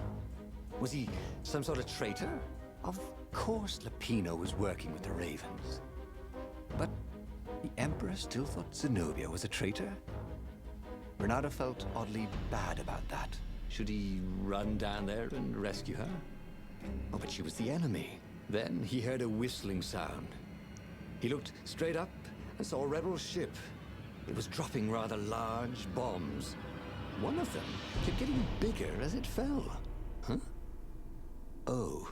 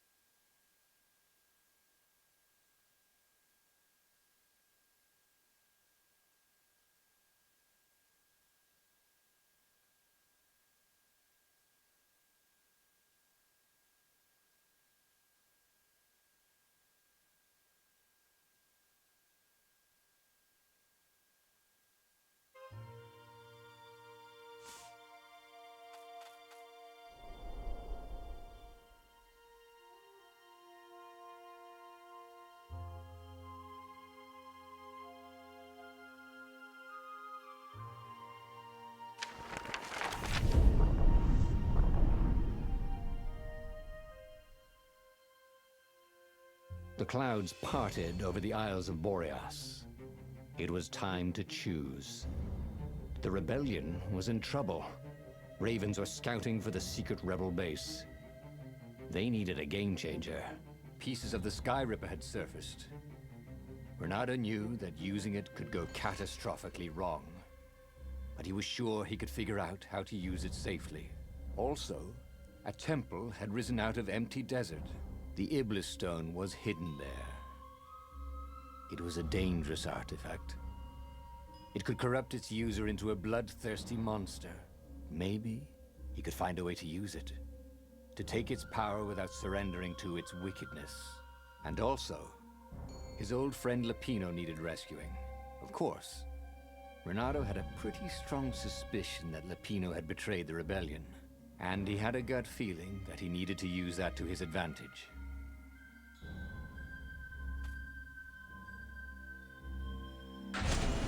Every child knew about the Sky Ripper. The Transcendent Emperor had buried its pieces deep. And then, this Emperor's horrific sacrifices had brought it back to the surface. Renato wasn't exactly sure how to use the legendary weapon. But surely, there must be some way to do it without provoking another catastrophe. Had he, somehow, summoned the long-lost components of the legendary weapon out of the deep places of the Earth? It was more than Renato could fathom. But if he could find a legendary weapon, he would use it.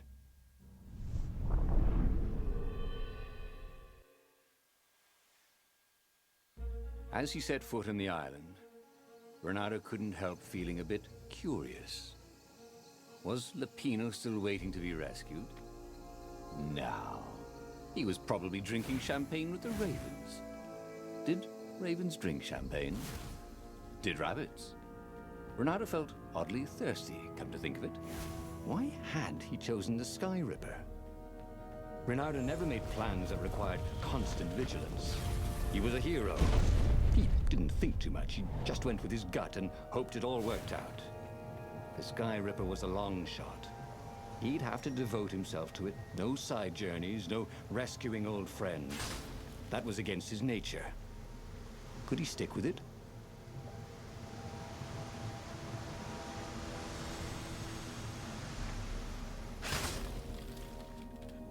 These things could really use a hand.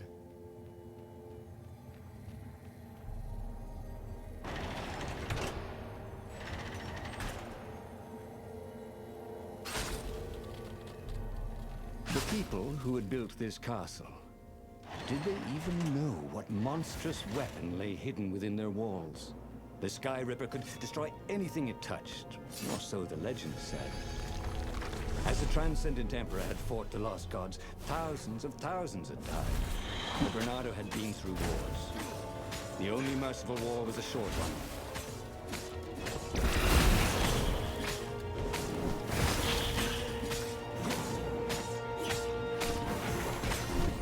Like having the world's deadliest bowman right by his side.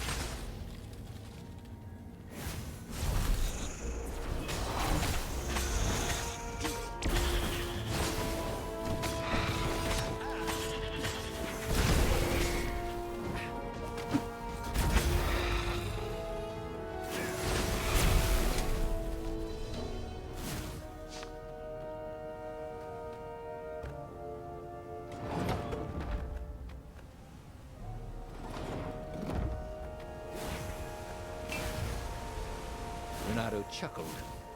It was the same puzzle. He wished he had his friends here, so he could amaze them.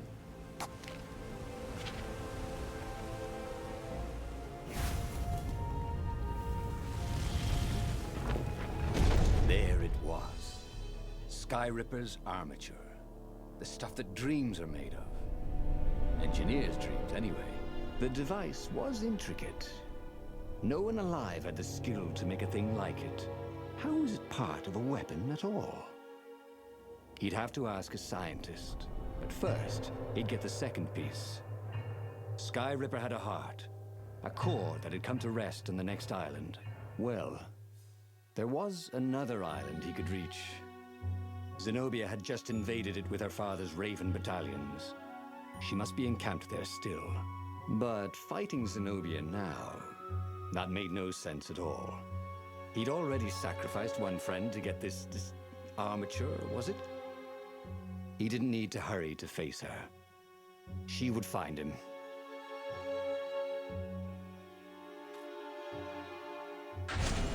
It was a no-brainer. He'd sacrificed his old friend Lapino to get the armature.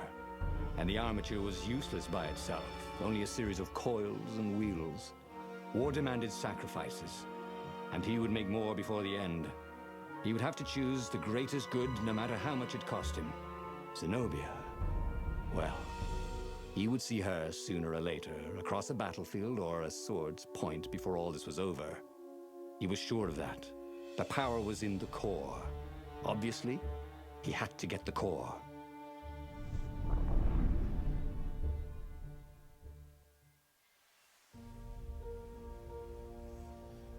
Doubt sunk in before he was even out of sight of the Farfarer. Why had he chosen the Sky Ripper? It was the sort of path he'd always avoided. The path of responsibility, of seriousness. Had he grown up? He didn't feel grown up. He'd made this decision from his gut, like he always did. Somehow, he'd impulsively decided to stop being impulsive. Did that make any sense?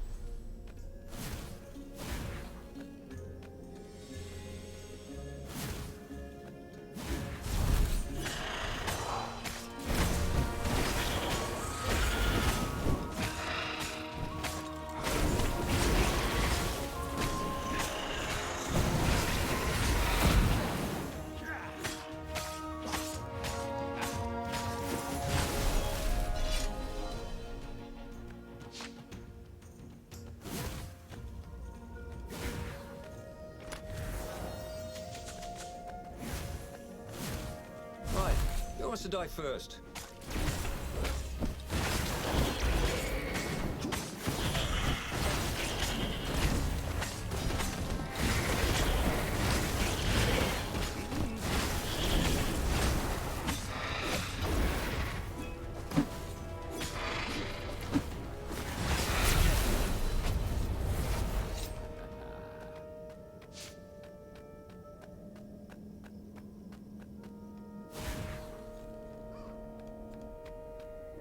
You almost never saw wild gogglers together like this. The toads had to train them not to peck each other to death. So these had to be Imperial gogglers. That meant ravens were up ahead.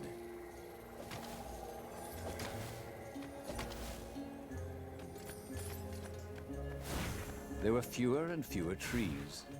There were only these huge crystalline growths. Had those been here before? He no longer heard birds except for the feverish cawing of the ravens when they attacked. He couldn't smell the small animals of the forest, the mice and rabbits. Where had they gone? And he was getting hungry too. This was an unhealthy place to be. Reynardo suddenly wished he had a marshmallow.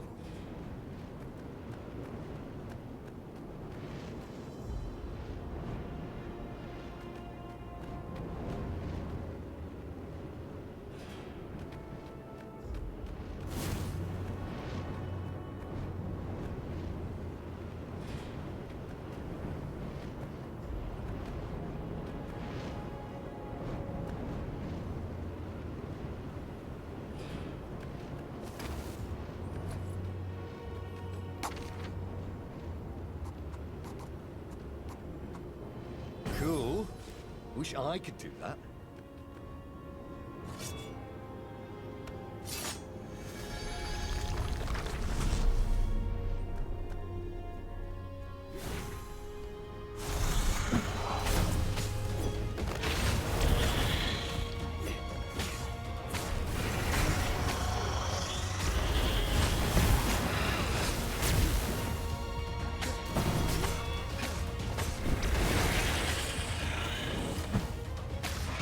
Tempted to just stand on the device and let it do all the killing for him. But that wouldn't be sporting, would it? Or fun. The 20-sided core made him feel physically sick. Once he had sneaked into a temple of the dark arts and he hadn't liked what he smelt and saw there. This felt like that. As quick as he could, he wrangled the icosahedron into the armature. The wheels began to spin. Then glow. The sick feeling quickly spun away. Now he only felt sad. He had lost good friends for this war apparatus. Maybe Lapino wasn't such a good friend. Yeah, that made him feel better. He carried his prize back to the Farfarer. Now, he had to make his next move. There was a key Imperial outpost on the Nexus. If this really was some sort of super weapon, he could use it to wreak havoc on the enemy. And if it wasn't, well, better to know that before the final battle. But maybe he should show it to some scientists first. There was an observatory on the Nexus. Maybe he should go there before he fired it.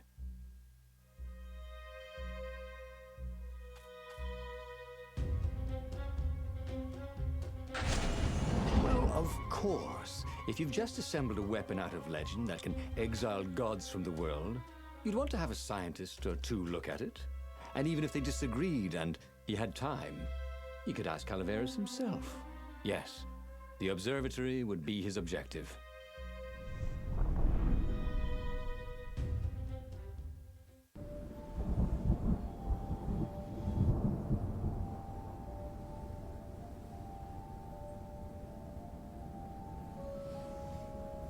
Why had the parts of the Sky Ripper only surfaced now, thousands of years after the Transcendent Emperor had dismantled it? The mad Emperor Isengrim had performed terrible, bloodthirsty rituals to invoke the lost gods. Was that why these ancient artifacts were rising out of the ground? How perfect, then, that the Sky Ripper would reappear to be his destruction. And, hopefully this time, just his destruction.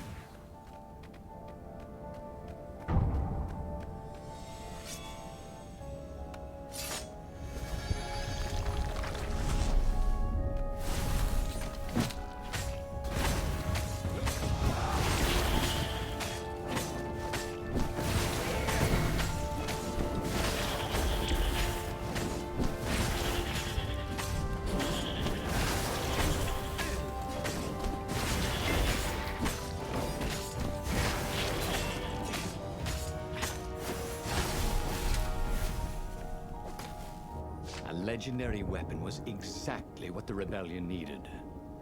They were outnumbered. The once kind emperor had become a tyrant. But his ravens stayed loyal, for he fed them his victims, and the other animals were too frightened to rebel.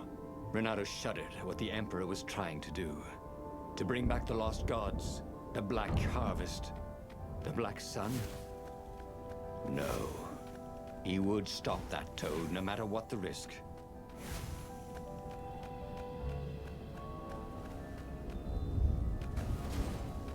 Imagine if you built a house on one of these things. That would be amazing. It would be like having a boat.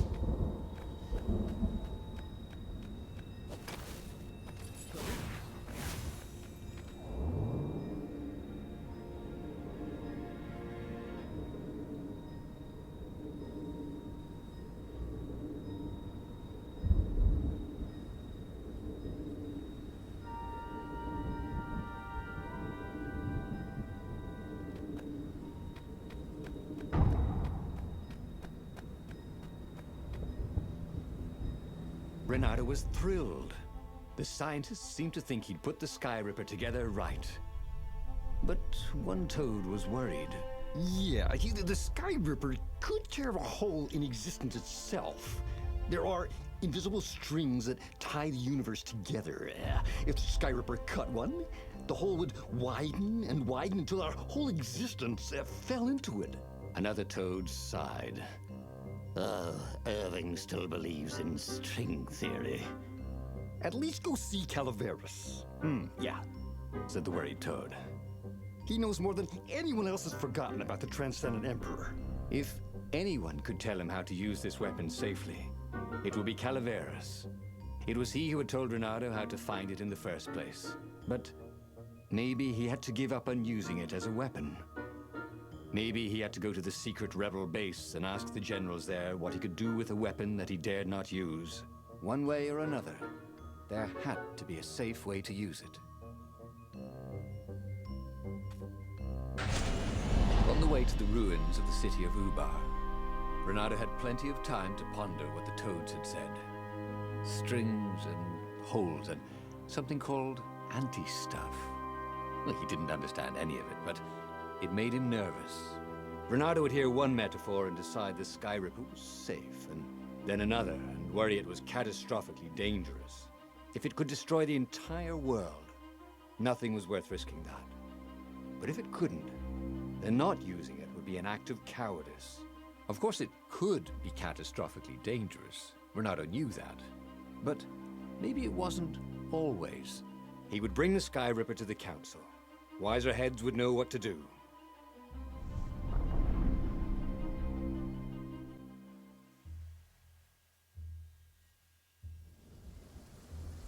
The truth was, if it wasn't safe, then it was dangerous. They couldn't use it. He'd found the Skyripper for nothing. He should have rescued his friend Lupino. Oh, he should have confronted Zenobia. He had nothing but his sword. But maybe the council would have an idea?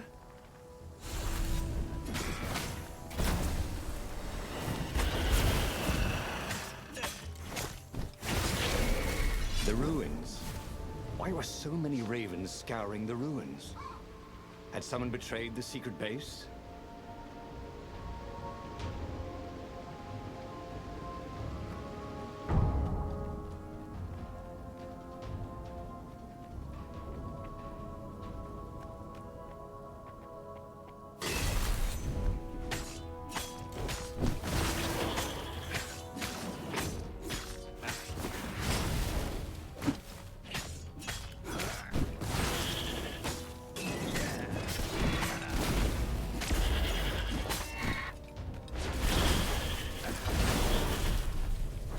Renato thought about how he could have used the Skyripper to assault the Imperial outpost on the Nexus.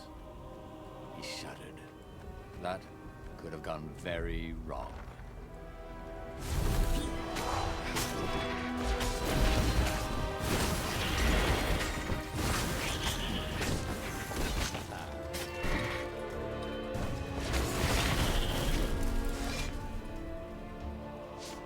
A raven cawed, "There he is!"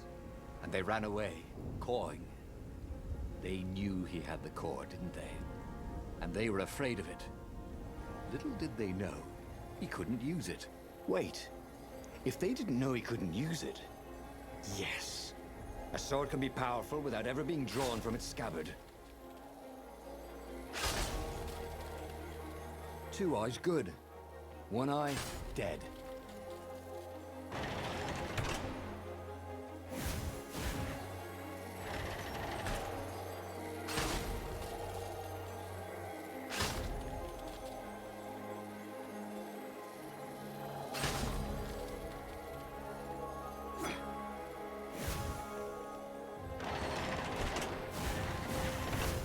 Long stairs. So he was close to the rebel base. He was on fire. So far, so good.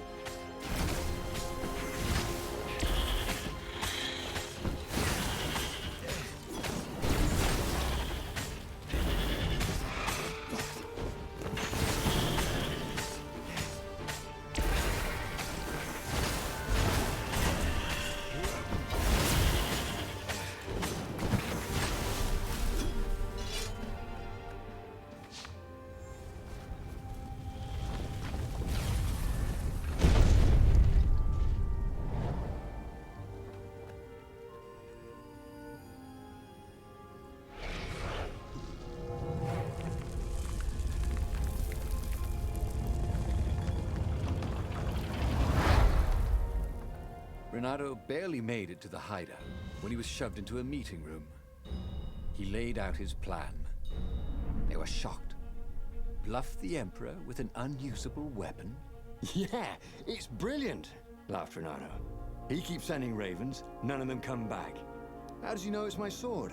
I suppose there's no harm if it fails. Take the Skyripper into a firing position, croaked the speaker. I shall attempt to hail him by far, Speaker. It was a huge bluff. Renato had no cards to play.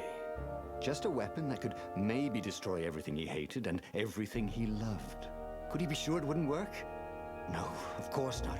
Of course, the Emperor couldn't be sure it wouldn't work, and he must believe in ancient weapons if he hoped to bring back the lost gods, right?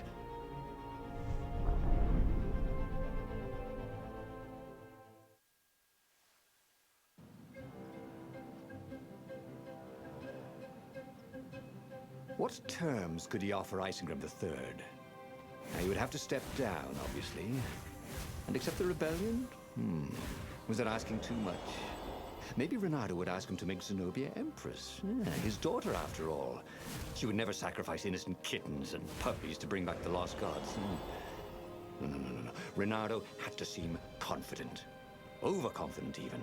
Like he was sure he could blow up the Emperor's ship to hell. I mean, who believes a cautious bluff?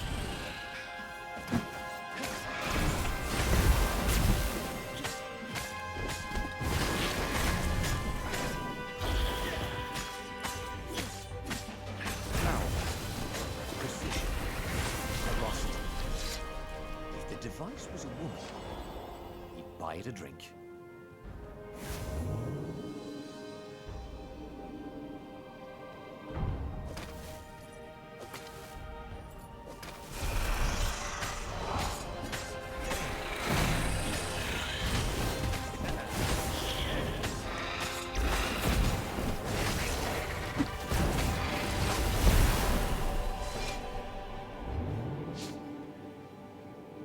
Don't look down, he told himself.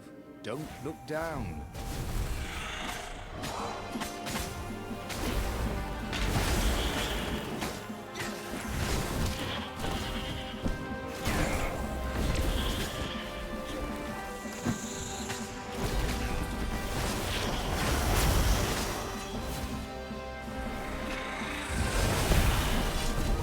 Oh, it was strange. Fighting to place a weapon he could not use. But he could end the war tonight with just a threat. So much more humane than destroying a ship or an entire fleet. And then he would destroy the Sky Ripper in case some other adventurer was tempted. You never knew about some of these other foxes. Soon, it would all be over.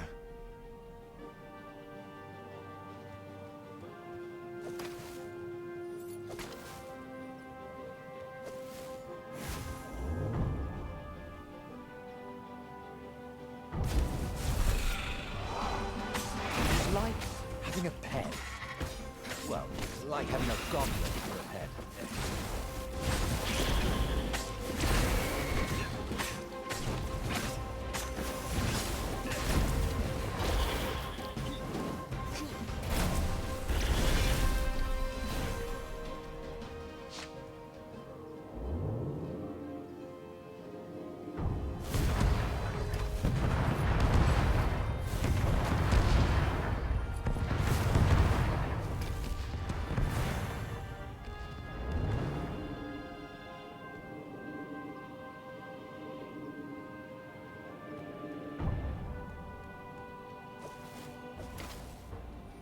Soon he'd confront the Emperor.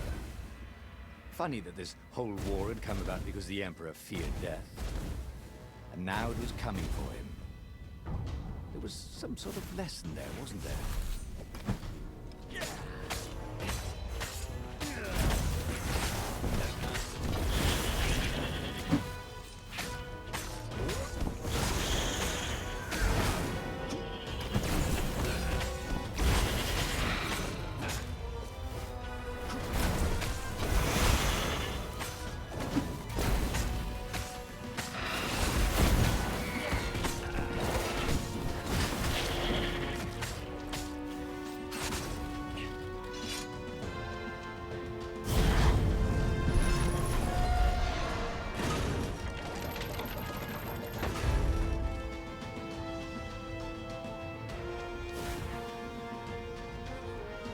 He set up the Sky Ripper and let it warm up.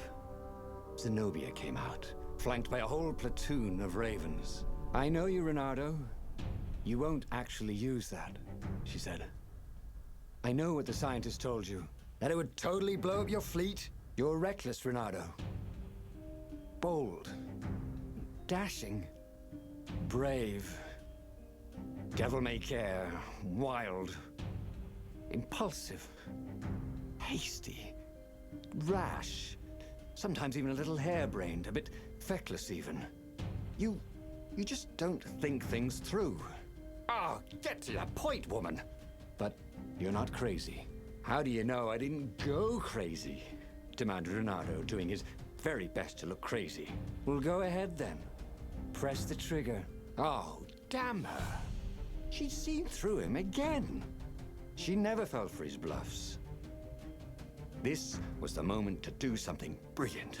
To come up with exactly the right thing to say, to make a heroic move. That's what heroes do. Oh, but he couldn't think of anything that wasn't obviously stupid. He was too shocked to move. Her ravens came and seized the Sky Ripper. He stared as they pushed it over the side into the abyss. Hey! Oh, I fought really hard to get that. It should never have come back. And he had to admit she was right. She had always been right. It was one of the frustrating things about her. Years later, as he rotted to his death in an Imperial prison cell, Renato was still trying to come up with something clever and heroic that he could have done in that last moment. But he never could.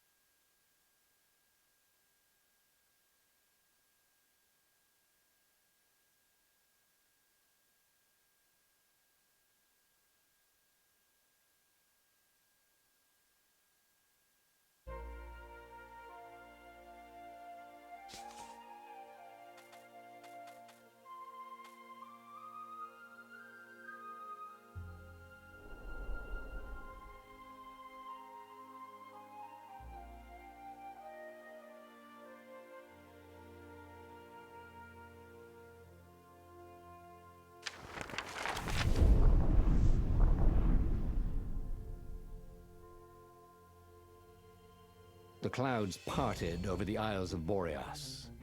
It was time to choose. The rebellion was in trouble. Ravens were scouting for the secret rebel base. They needed a game changer. Pieces of the Sky Ripper had surfaced. Renato knew that using it could go catastrophically wrong. but he was sure he could figure out how to use it safely. Also, a temple had risen out of empty desert. The Iblis stone was hidden there. It was a dangerous artifact. It could corrupt its user into a bloodthirsty monster. Maybe he could find a way to use it, to take its power without surrendering to its wickedness. And also, his old friend Lapino needed rescuing. Of course, Renato had a pretty strong suspicion that Lapino had betrayed the rebellion, and he had a gut feeling that he needed to use that to his advantage.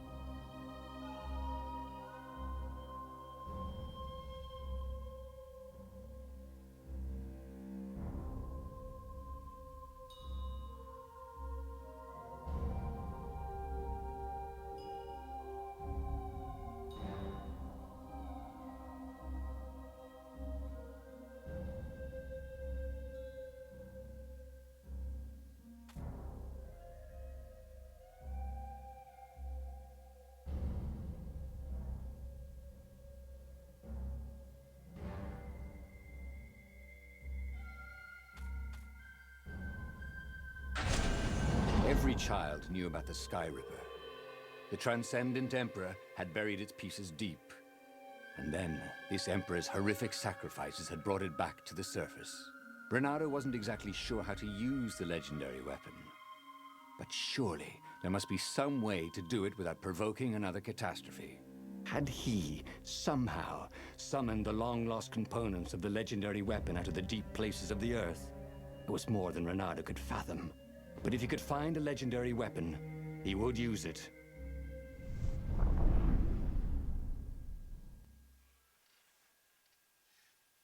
As he set foot on the island, Renato couldn't help feeling a bit curious. Was Lapino still waiting to be rescued? No. He was probably drinking champagne with the ravens. Did ravens drink champagne? Did rabbits?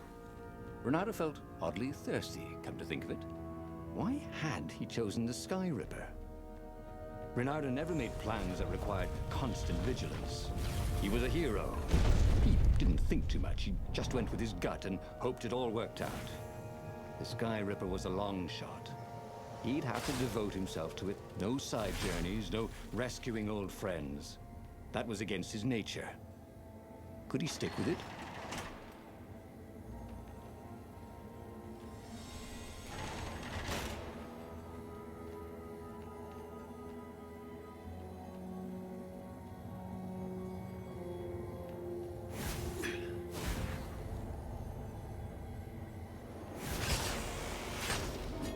Sleep tight. The people who had built this castle, did they even know what monstrous weapon lay hidden within their walls?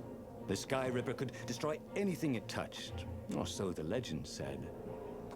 As the Transcendent Emperor had fought the Lost Gods, thousands of thousands had died. But Renato had been through wars. The only merciful war was a short one.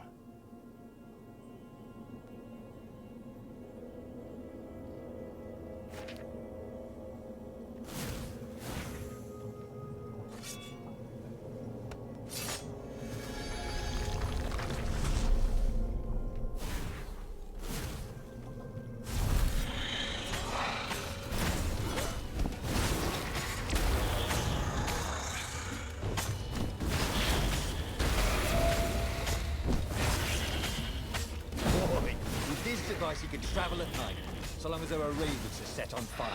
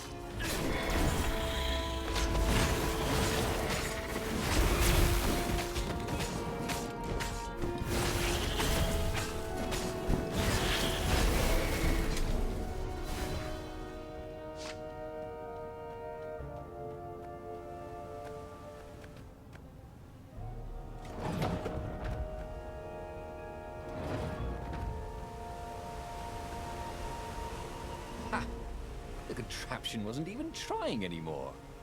As if it knew it had met its match.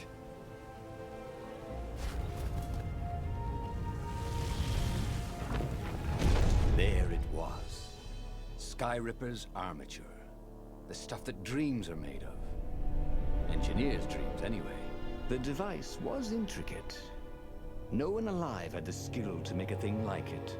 How was it part of a weapon at all? He'd have to ask a scientist.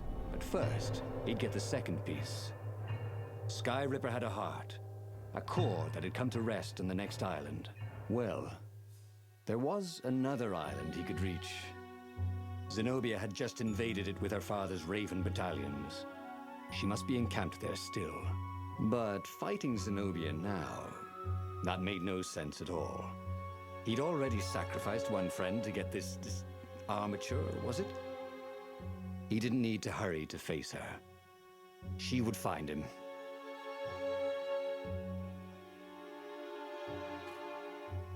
It was a no-brainer. He'd sacrificed his old friend Lapino to get the armature. And the armature was useless by itself, only a series of coils and wheels. War demanded sacrifices, and he would make more before the end. He would have to choose the greatest good, no matter how much it cost him. Zenobia. Well, he would see her sooner or later, across a battlefield or a sword's point before all this was over. He was sure of that. The power was in the core. Obviously, he had to get the core.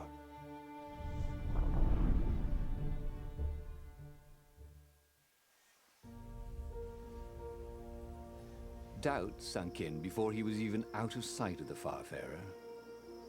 Why had he chosen the Skyripper? It was the sort of path he'd always avoided. The path of responsibility, of seriousness. Had he grown up? He didn't feel grown up. He'd made this decision from his gut, like he always did. Somehow, he'd impulsively decided to stop being impulsive. Did that make any sense?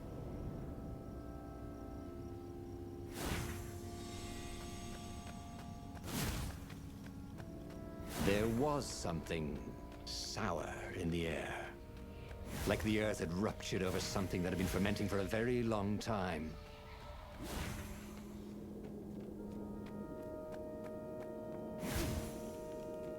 Look, it's not personal, but your mother wears army boots. On her ears.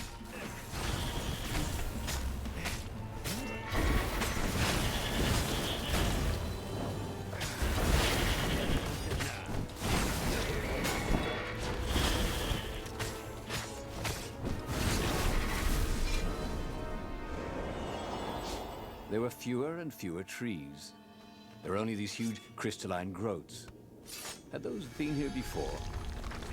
He no longer heard birds except for the feverish cawing of the ravens when they attacked. He couldn't smell the small animals of the forest. Mice, rabbits. Where had they gone? He was getting hungry too. This was an unhealthy place to be.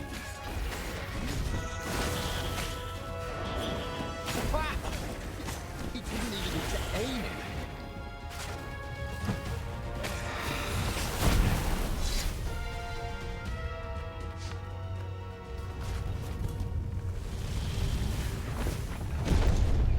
The 20-sided core made him feel physically sick.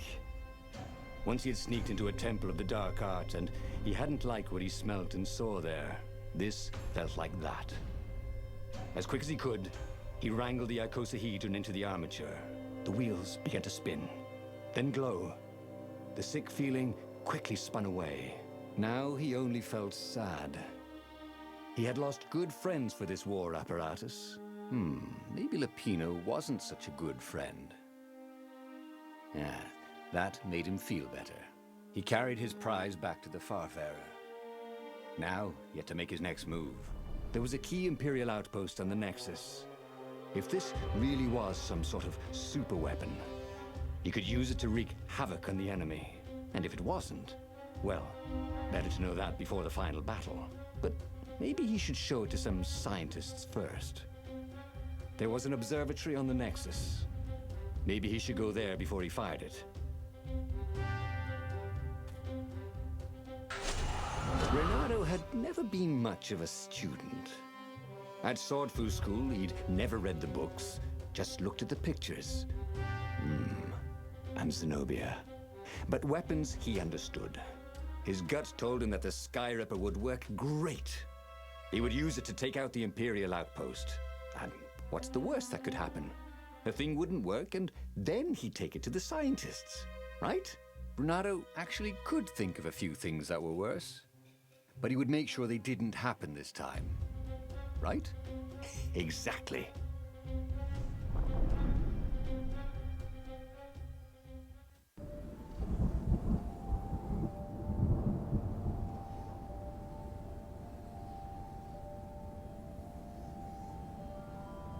As he set out down the path, Renato wondered why the parts of the Skyripper had only surfaced now, thousands of years after the Transcendent Emperor had discarded it. This Emperor, Isengrim III, had performed terrible, bloodthirsty rituals to invoke the lost gods. Perhaps that was bringing up lost artifacts. How perfect, then, that the Skyripper would reappear to be his destruction. And hopefully this time, just his destruction.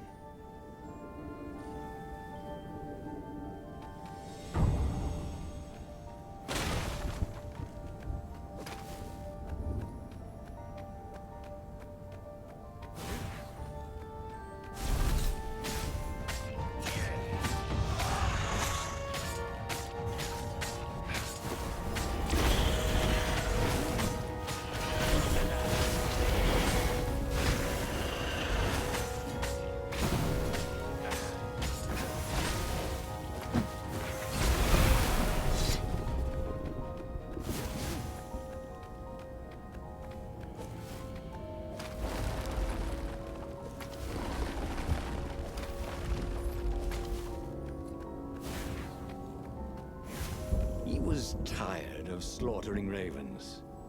Maybe it was time to test out the new weapon. He turned a knob on the Skyripper. It made strange, mechanical noises. The wheels spun faster. It began to hum. The Skyripper was following his every step. At least it acknowledged him as the master. But there was no trigger. How was he supposed to fire it? Fire, he said. Nothing happened. Well, maybe it just needed to warm up. After all, it hadn't been fired in thousands of years.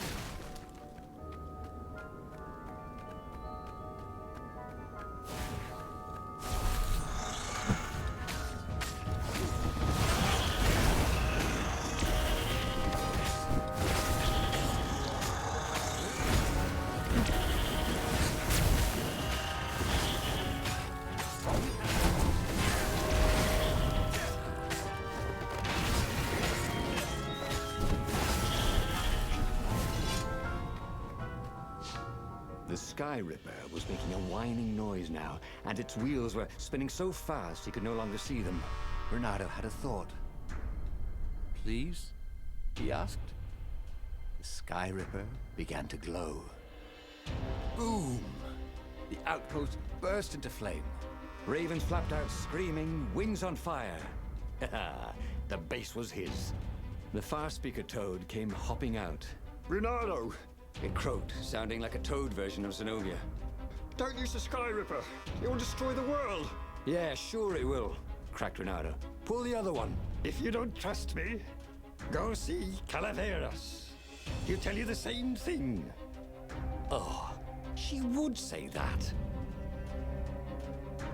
That sounded sensible. Why did she always have to sound sensible all the time? Oh, it was infuriating. Of course she would say that. He was supposed to hurry and bring the Sky Ripper to the council so the rebels could actually win the war. But what if she was right?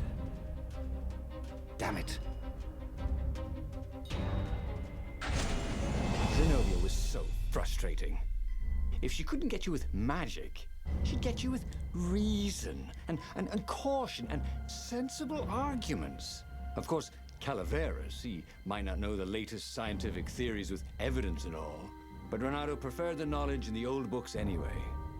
What they said felt true, and that's what's important. You should be careful, though. She'd probably guess he'd come here. That meant she'd probably set an ambush for him.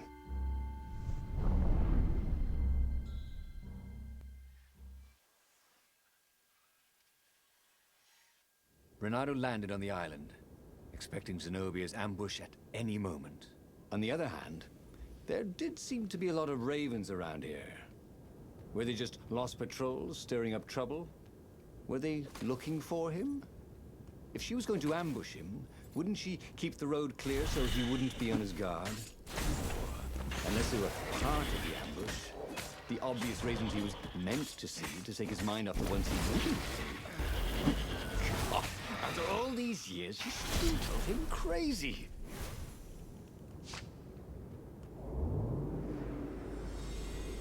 There were stickers all over the platform for really hot lady foxes, with pictures and addresses and everything.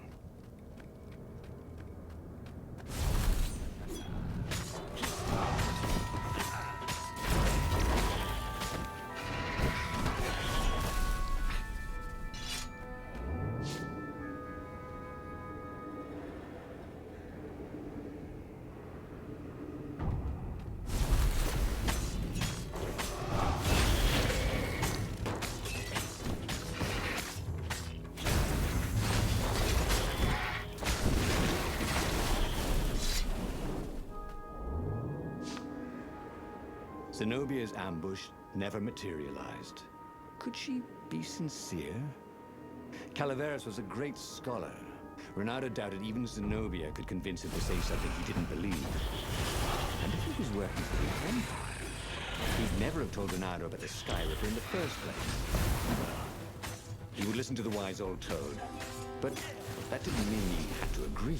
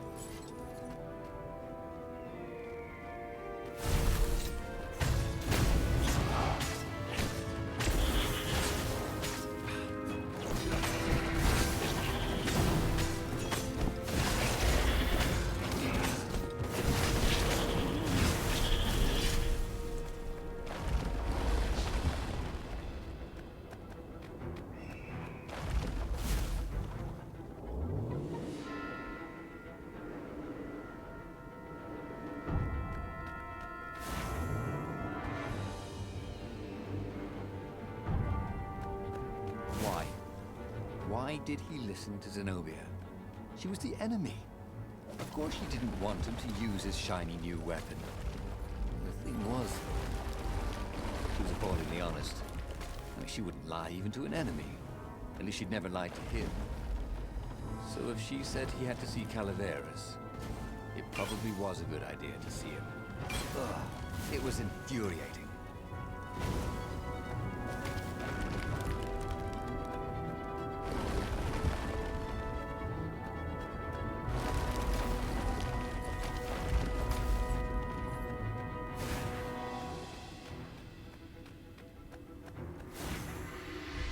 Calaveras examined the Sky Ripper eagerly. How often does a new relic surface? He brushed off Zenobia's warning. Oh, what do sorceresses know about physics? However, he did know a few ways to make the weapon even more precise and more powerful, and quickly went off to tinker. Soon the Sky Ripper no longer whined, but thrummed like a hummingbird taking off. It was ready for war. And so, Bernardo thanked Calaveras and took the legendary weapon to the final battle. But where were the other rebel ships? Had something happened? He could defeat the Imperial fleet with a Sky Ripper, but he couldn't govern. He was not cut out to be emperor, and he'd no desire to be one.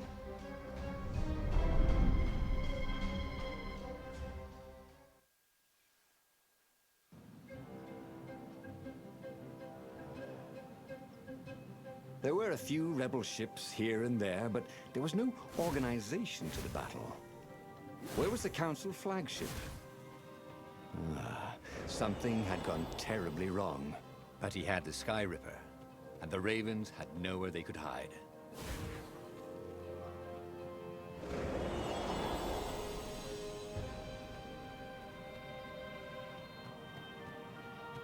The portal was heavily guarded.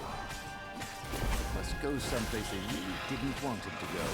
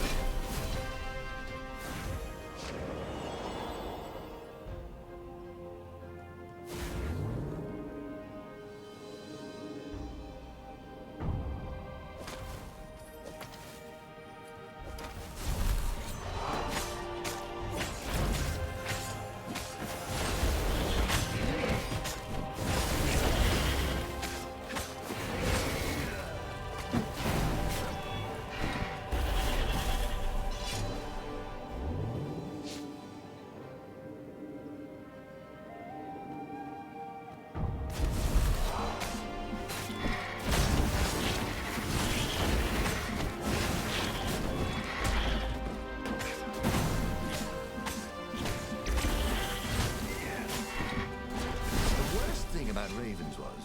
They never dropped any loot, and no one ever wanted the feathers. The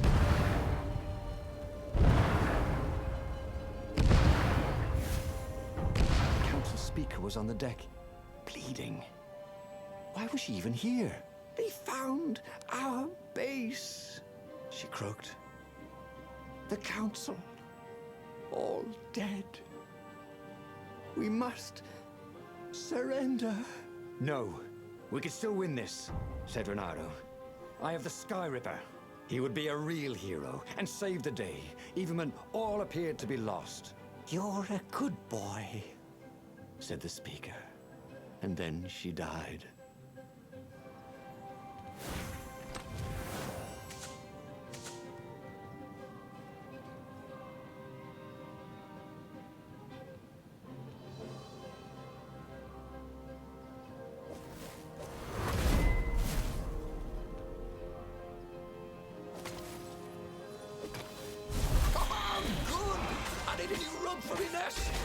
said the lead raven.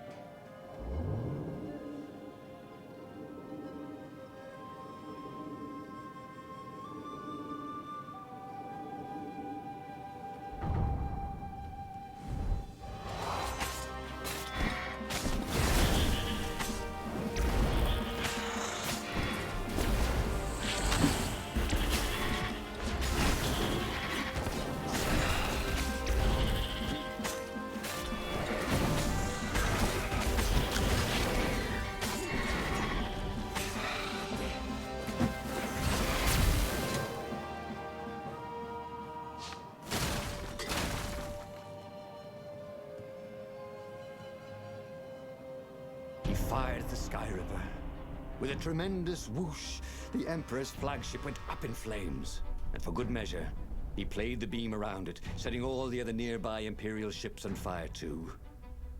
And he watched them burn. See? He could use the Sky Ripper safely. The few remaining rebels gave a cheer. And then they stopped cheering. There was a hole in the air.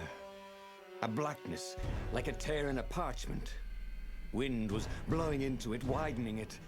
It grew larger. Crates were falling off ship decks, upwards into the hole. And the world itself seemed bent, like the reflection on a curved mirror as it poured into the ravenous hole. He guessed that somewhere behind that ever-widening hole were gods that had long been exiled. But it didn't really matter. Time was done for here, and soon it was.